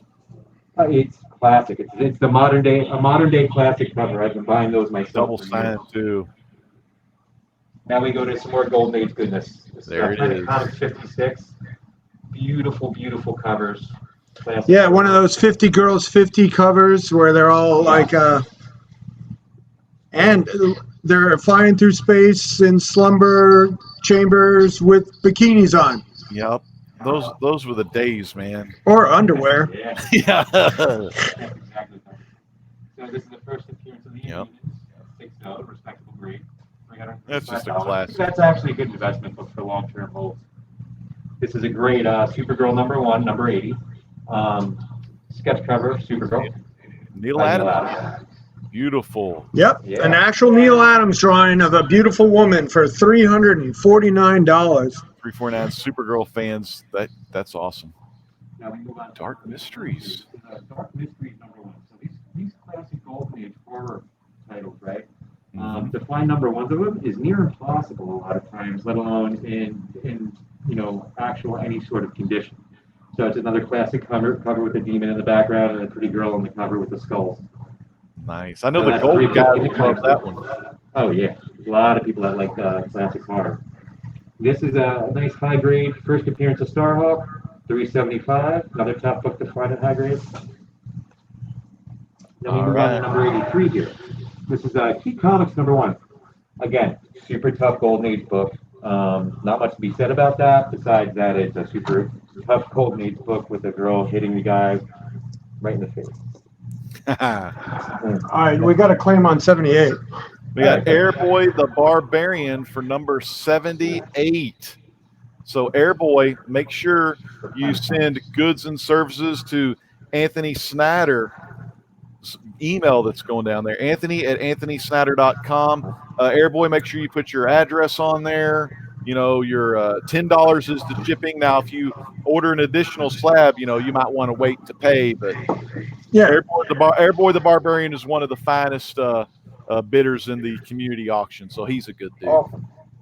Thank you very much. Yay! Okay. Airboy the Barbarian, our first claim. Now we move on to number 84. Send your T-shirt size. I will include a T-shirt. Yep. Send your T-shirt size, Airboy. This one, Bullet of Fear #12. Classic EC horror. Oh, some EC goodness there. That is cool. The top hat. I always remember that guy with that top hat on there. That's right, Just Airboy. stopped production this year, and it went back into production and stopped production. And number 22, classic Elder and Kurtzman. Great. Can we go back to claim Move on to the 78 next and book see the here, price number on 86. 78 real quick? What was the price on 78? Number 78 was $300. 300. All right, 300. 310 total, Airboy. 78 right there. Anthony, how much is $300. Yeah, the shipping? Planet Comics store. $10. Yeah. The bikinis and the underwears, the good stuff.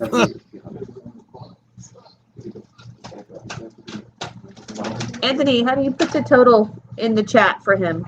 I put it in there for him. I put it in there. Oh, thank you. Yeah. Thank you. You're very Number welcome. 86, moving on. It's the first appearance of Lady Blackhawk. Again, it's a super hard book to find in any grade.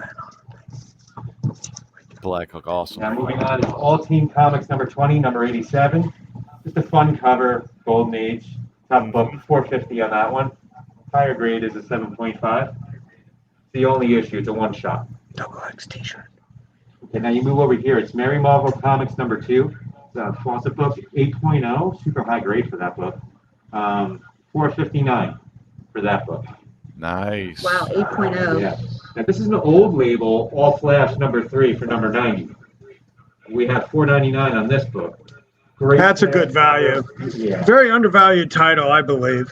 Flash Quarterly. Jay Garrett Classic. Yes. Okay, now we move over to Adventure Comics #43. We got a 0.5 because there's page 15 is missing other than that, super tough book to find, again, in any grade, even coverless on that book. Yeah, that's pre-war. $4.99. It's 39, isn't it? 39, 1939, right? Yeah. Yep. So it's like that kind of number 5 or 6. So we move over here. Again, another old label. Skyman #1, CDC 4L. Very low census on the book. We have that up for $500. Then we come up here. Popular Teenagers #5. It's 1958. Again, classic, good girl art. We have it up for $4.99. Nice. Now we move over here. It's Out of the Shadows, classic horror with a skeleton inside the armor there. Cool cover, 5.0, $4.99. Now we move over here. Super fun book. This Frankenstein #5. Great Golden Age, and this is a higher grade copy. This book with the ghost. Can you move that price tag? It's right over the main. No, that's tough. Okay. So Adventure into Terror, moving over to #96. Again, classic Golden Age horror. 5.5, respectful condition. The bat in the background silhouette. The vampire. That's for all you guys that have moved on from Walking Dead and got into pre-code horror. Yep. You know, Anthony, a lot You of whole generation of what do you call them? Generation Xers? Xers or millennials maybe too. Like after they watching DS Comics, one of your guys on your Golden Guys show, they love the pre-code horror.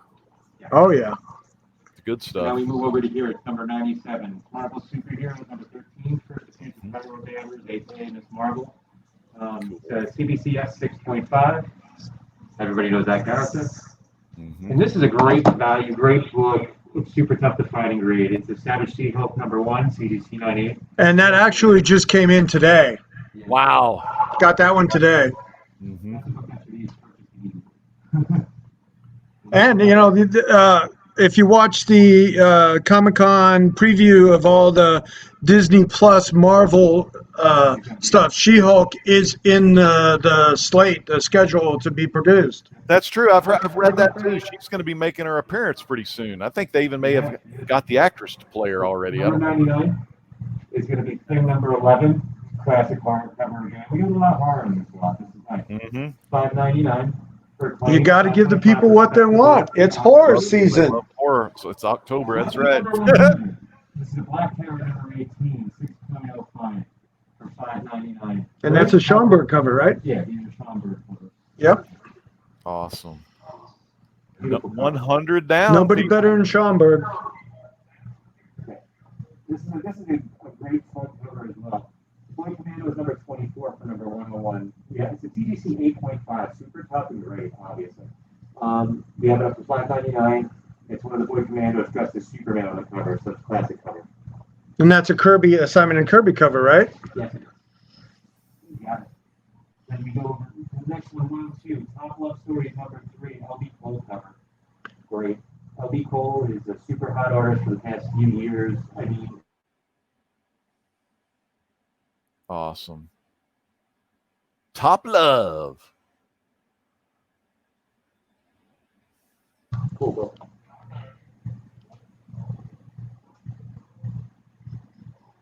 Okay, back. Okay, good. Now for 103. This Frazetta. is a Frazetta all-time classic, Buck Rogers. This is a CGC conserve grade. You can't really see it on the label here. I just want to make you aware.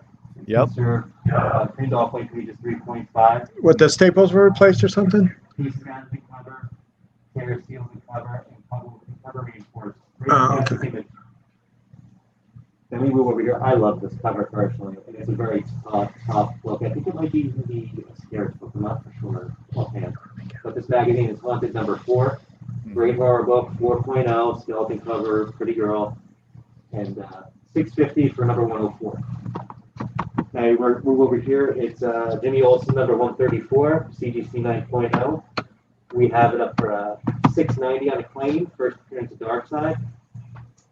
Hey, Andrew, real quick, Andrew, can we see, Andrew, can we see if the She-Hulk is a direct or newsstand? Can we see if that She-Hulk was direct or a newsstand? Okay, I got it. You guys keep on. You can keep on going. All right, thanks. $700. Oh, there we go. All new Wolverine number 19. This is a super tough variant to find. It's a Tina sketch cover. $700. And there's your She-Hulk. Direct She-Hulk. Direct She-Hulk right there. It was very glary. It's direct. Yeah. Cool. No barcode.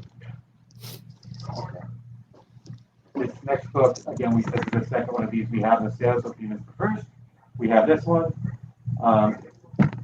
We could do the same price because they're two different prices. So this is also $600, even though it says $700 on here.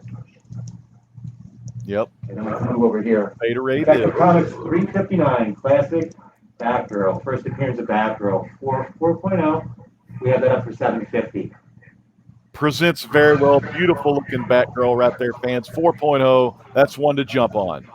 Absolutely. Now, this is a Detective Comics 1000. These Wow. were actually quite limited. I think only 250 copies of each of these exist. These are the metal covers signed by Neil. Wow. So we have that up for $750 on claim number 110. Now, this book, low print run, Aquaman number 1, tough book to find, CGC 6.0. Great book, $8.99. Now we move over to Superman 105, number 112 in the claim. Ms. Mixel-Plick story. We have that up for $999. Nice. Yeah. Now here's first appearance of Harley, number 113 in the sale. We have that up for $1,000. So that book's been getting a little hotter lately. So jump on that one now. That's a good one. And this is one of my favorite books, actually, of the early Silver Age as far as the wartime books go. Super tough book, too, to find in any condition, let alone above a 2.0. Its first appearance of Sergeant Rock. We have it up for $1,000, claim 114. Now we have this, obviously classic, kind of a home 180, CGC 8.0. Claim number 115. It has off-white to white pages, $1,000 on that. I want to ask Anthony. Anthony, do you is 180 or 181 the first appearance of Wolverine? What do you think? It's his first appearance. Well, it's first cameo, but I still believe in the first full appearance being the real Major Key. Yeah, me too. Yeah, I don't. Yeah. It's the first cover. It's painful to me to look at 180 because I actually owned that cover at one time, and it was such a mess that Romita had made of it that I sold it because it wasn't even fun to look at. But yeah. We're going to move on to the next one. Marvel Mystery Comics. Number 116. Marvel Mystery Comics, number 76. Classic Sean Byrne cover with the torch on it. We have that up for $10.99. Claim number 116. Then we move over to the next book. Well, everybody knows this book. First appearance of Silver Surfer and Galactus, for the most part. CGC 4.0. We have that up for $1,200. Claim number 117. And this is a super tough Golden Age book. Superboy number 1. It has tape on the interior. It's a CGC 3.5. Claim number 118. We have that up for $14.99. which is a bargain because I think the last one sold was like $1,700. Yeah. Good deal right there, people. Good stuff. And this book is absolutely on fire right now. I've been saying for years it's the best investment you can possibly make as far as modern age books. ASM 300. We have a CBCS 9.6 white pages. It's awesome. Okay. And we have an FF number 6. Stanley, Jack Kirby, and Dick Ayers written on the first page in pen. Wow, triple Sandoval, not signature series. Like these three legends. First time you got your Marvel bad boys up there. Number 120 claim. Good looking book. Yeah, back in the day, they used to open the book and sign it on the indentia, above the indentia, that white space, because they didn't want to face the cover. That's it. Yep. I remember Jack Kirby said that. He didn't like to face them covers. This is super, super rare. Number 121 on our list. Archery, your store official club magazine on number. There's almost no census on this book. Very little census. We have this up for 2000 to CDC 8.0. Super tough, high-grade book. Very rare. Now we go. Very rare. This is a 2019 Vampiro homage cover by Adam Hughes, signed by Hughes on the cover. That's actually better than the original, I feel. As far as the artwork. That's $95, claim number 131. Then we come over here. We have Avengers number 24, claim number 130, Kang appearance. We have it up for 185. Again, high grade, beautiful book. Okay, this is Absolute Carnage number 4, Virgin Edition. Classic Carnage cover again. That looks good. $110, claim number 125. Actually, Vampirella Valentine's Day Special number 1, signed by Lucio Carrillo, CGC 98. We have that up for 170 here on the claim, or $170 on the claim, number 128. Then we go to Detective Comics 329, claim number 127. We have that for $190. It's CGC 9.2. Then we move over to claim number 126. It's DC Comics Presents number 26. It's the first appearance of New Teen Titans, Raven, Cyborg, and Starfire. We have it up for $265. This is a bargain. Nice.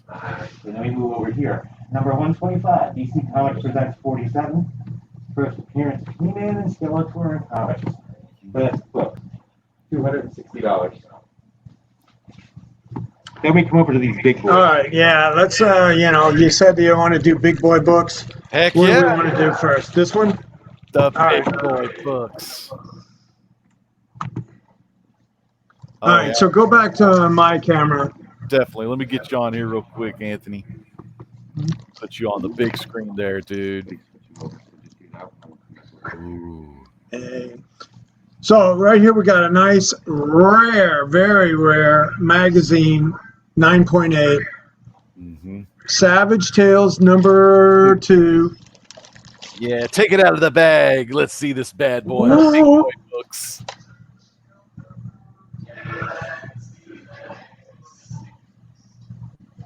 Hi. Hey. 9.8. Yay. Yay. 9.8. Really the good. Best. Okay. And then we have that Young Avengers. Okay, I know you guys.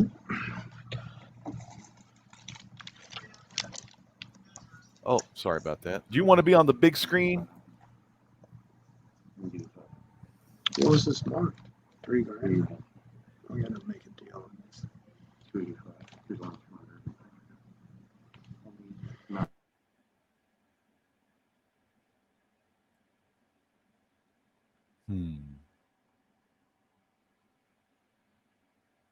Uh-oh. I lost Anthony real quick. Maybe he'll be back. We shall see.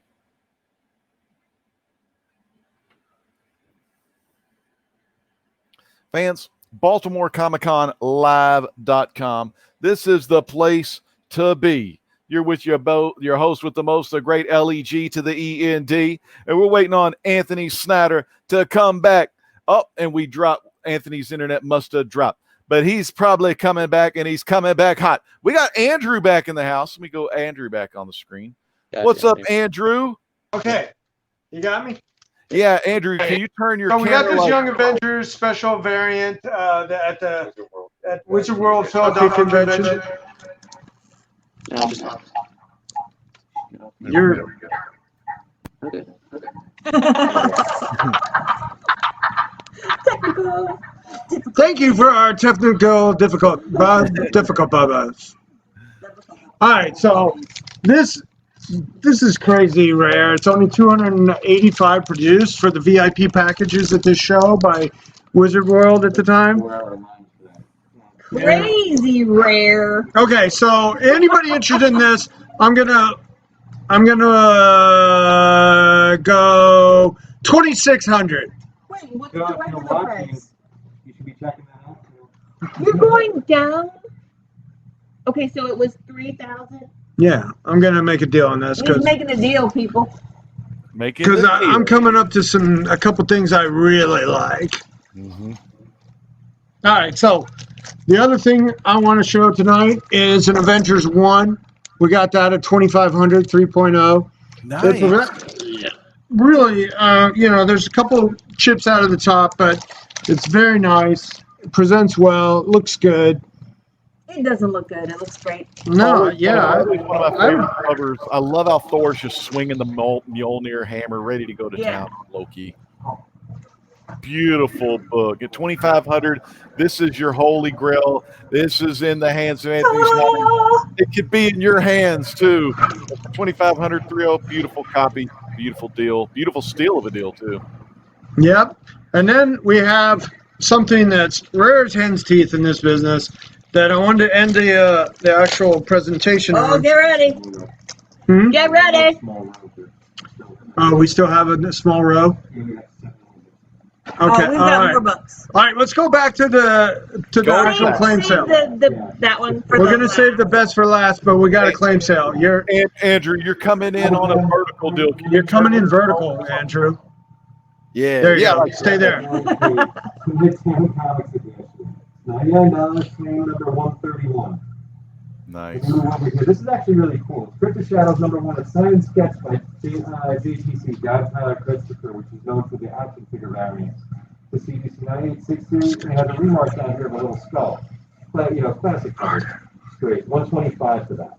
Claim number 132. Then we move over here. It's What If Spider-Man the Other #1. CGC 9.8, we have that up for 150. Claim number 133. Another Silver Age classic. Plastic Man #1. First appearance of His girlfriend. no, 40-page book. I had to read that actually. Yeah. Classic cover 8.0. Claim number 134. And it's technically a bondage cover. Supergirl #1, CGC 9.4. Great book. Number 135 McLean, $190. Auctioner cover. Yeah. Yeah, he lived a stone's throw away from here. So the art to that comic book was produced right in this county. Nice. Cool. So this is Walking Dead number 19. Walking Dead. First Michonne right there. Claim number 136, CDC 9. High grade, very good. 9.6. One of the best there. 9.6 Deer Mint Plus. Look at Go ahead. all those awesome books, people. We got a couple more, and then we're going to be done with the presentation. Awesome. These there was only 15 names. So these were for Go back to Andrew's. Sure thing. Woo, look at those. There's only 50 of those made. Aren't those amazing? The actually only original artwork Anthony's going to get for this. So this was a New York Comic Con cover, the white one, which has Carnage on it. Okay, it's a metal cover. Metal and cover. Over here, I know there's only 50 of this one made. That's the Spidey cover. It's the red cover. It's metal cover. It's gorgeous. So these we have for $150 a piece. Okay. Very limited. This is the original artwork, the correct original artwork. Beautiful. Okay, I got this marked 5,500. For the art. 5,500. If you buy this, I'm going to put in a set of these variants, the metal variants, and I'm going to discount this $500. So we're going to do 5,000 even with the variants. So that's like 4,700. That's a great deal. That is excellent deal. That's a steal of a deal here at Baltimore Comic Con Live. Wow. This is a Emerald City Comic Con Jenica #1. Again, for Turtles fans, beautiful, beautiful book. It's a metal cover as well, so they're limited. We have that up for $100 in the claim. We just say Jenica #1 metal cover. Now Anthony's going to present you with some. Okay, so I got a rare piece here. Whoa! First- Comics. Okay. Here, hold that, honey. Sorry, I interrupted. I was just getting really excited. Now that would be like the first Archie. Yep, first cover appearance of Archie, and it's a historical book in the comic realm, because here is where they had those kind of knockoff superheroes that they were doing. Like a dozen other companies were doing, trying to capitalize on Superman and Batman. But this is where they went into teen humor and became, the largest circulating imprint out there, the largest circulating publisher for many, decades.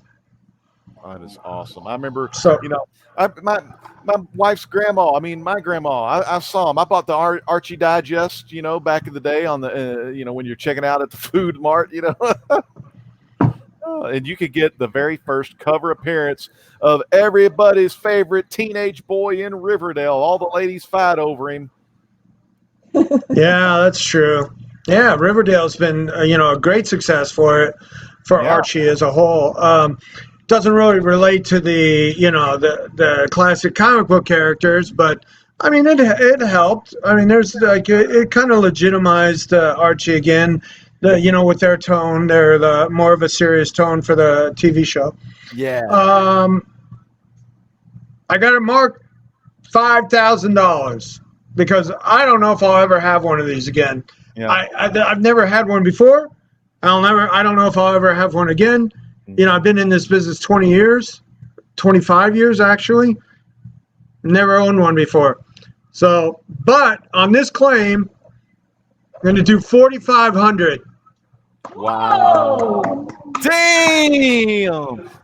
For that book like that, this is a big boy book. It's one of the big boy books of all big boy books because, like Anthony said, you just don't come across these that often. It's a beautiful 3.5, presents well. Archie's getting his, Archie's on top of the world. He's actually on top of two superheroes, but he is on top of the world. Oh, that's awesome. 4,500. Well, I wanted to, I'm trying to make some stuff happen here for, the guys that are tuned in and are happening with this. Hey, there's the nice set.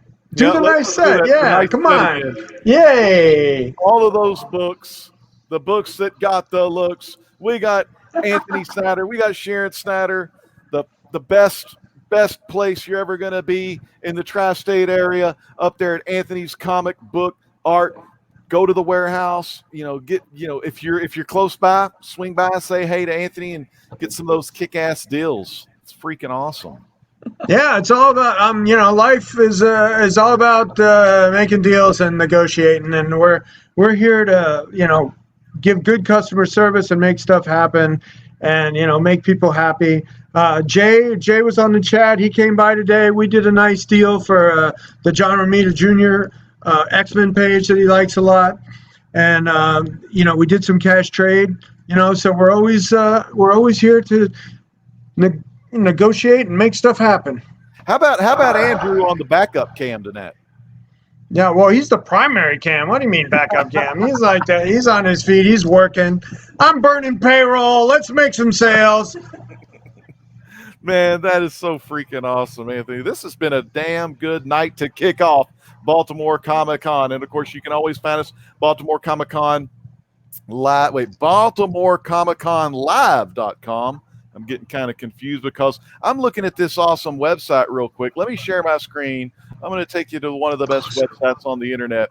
And I'm talking Anthony's Comic Book Art.com. This is where you're going to find his homepage. You'll see his original art, featured art, new items, covers, commissions, and then you can click over on his eBay store. Now, he also buys. He's going to let you know the show schedule, but he sells on eBay. And Anthony, you were telling my good friend John Suntress over there at wordballoon.com and Wordballoon on YouTube that a lot of your sales through COVID have been from your eBay store. Oh, yeah. That's the one thing that, is a blessing that got us through the whole lockdown was that, sales up, we're from the mail order, we're up 100%. So, we're really blessed to be in this business and to have the customers we have and the loyal customers and the customers that keep coming back. And we want you to know that we really appreciate you and that we're here to make, every transaction a pleasure. And if there is a problem, we will work, if it's 1,000 to 1 against, as far as my Las Vegas upbringing, but we'll work hard to, fix it. We're not here to let things go by and have a problem and not fix it. So that's really cool. So with one parting shot, as that I am an art dealer primarily, here is an Humberto Ramos Spidey Black Cat cover. Wow. Okay, I did a deal with Humberto recently for a fat stack of stuff. And this is Ramos 7,500 right there. Yeah, 7,500. But if you get in touch with me through this situation, I'm going to do 6,800. Nice. Awesome.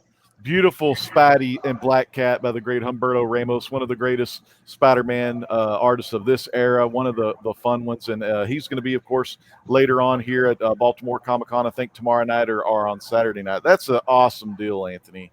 Man, you're one of the best. You're one of the most generous. You've been so good to Comic Core for me and my good buddy JD, coming on our Golden Guys show that we do, and we do that every Tuesday night, 9 Central, 10 Eastern. So if you're out there, Baltimore fans, and you're looking for some of the greatest knowledge you're ever going to see from the YouTube comic book community with JD Comics, DS Comics, Knights of Old, Golden Age Guru, and the great Anthony Snyder, man. Like I said, no one finer than my main man, Anthony Snyder. JD, did you have fun tonight? We did have fun. I have a couple of questions here that to a couple people. Are these prices available all weekend? And yes. I'm going to have this show able to be reshown during the weekend where we could show Anthony's claim, and they said yes on both. We'll be able to save this and have it on them both because some people are saying, hey, I want to rewatch and go through those lots again. So so you can hit me up on my direct email, anthony@anthonysnyder.com, or my business phone. You can post that in the scroll too, 917-821-8893. I address all the direct questions and sales on my by text as well. Oh, I have you. So you can hit me up that way too. So this is my direct email, and if the guy that bought the Planet Comics, if it didn't go through, then you misspelled my name. Yeah, he was. You misspelled the email address. If it's saying it's yet to go through, check out SNYDER, because a lot of people reverse S and Y, N and Y for some reason. Yeah, great. We'll be. This stuff is available through the Baltimore Comic Con claim sale all weekend. It's going to be posted, and I'm here 24/7 in business. in Leonia and Moonachie, and doing mail order worldwide. Great. Oh, that's freaking awesome. Well, fans. And speaking of worldwide, the most interesting thing about this business today, I did a $1,000 deal with comics to a guy in New Zealand. Now, you can't be further away than that, right? No, that's what I love about this business. Guys in New Zealand, if you put a string right through the earth, that's probably on the exact opposite point of the earth. And, we're sending $1,000 of comics off to him in New Zealand. I love that. I love that about this business. And New Zealand, of course, is an English-speaking country, so that's the cool thing about it. Meet people from all over the world. Like I said, Anthony's comic book art, one of the biggest here in America, and like Anthony said, he's sending stuff all over the world. So if you're watching this, no matter where you're watching this from, make sure you get a hold of Anthony. Make sure you go to his website, anthonyscomicbookart.com. Get in on some of these great deals. Look at the awesome, and the warehouse is 7,000 square feet, and that stuff, like I listened to Anthony on Word Balloon with John Jones. He said this is stuff. There's stuff stacked up on stuff in the warehouse. Inventory management. I spend a lot of money on, so we're looking to fill those orders as they come in. Though, as 100 to 200 a day, and during the pandemic it was over 200 a day. So during the lockdown, so we're here to make your collecting needs come true. And so keep calm and keep collecting. That's it. And Airborne the Barbarian, thanks again. He says he sent it again, Anthony. And so that's good. And fans, make sure you tune in Friday, tomorrow, here live, BaltimoreComicConLive.com. Make sure you look at the schedule. We're going to have a great night tomorrow night, and you're going to get to see a lot of your favorite creators do what they love, and that's share their passion with each and every one of you. Fans, for Anthony Snyder and Sharon Snyder and JD and our good buddy Andrew with that kick-ass camera tonight, this is the great legend saying peace out. God bless.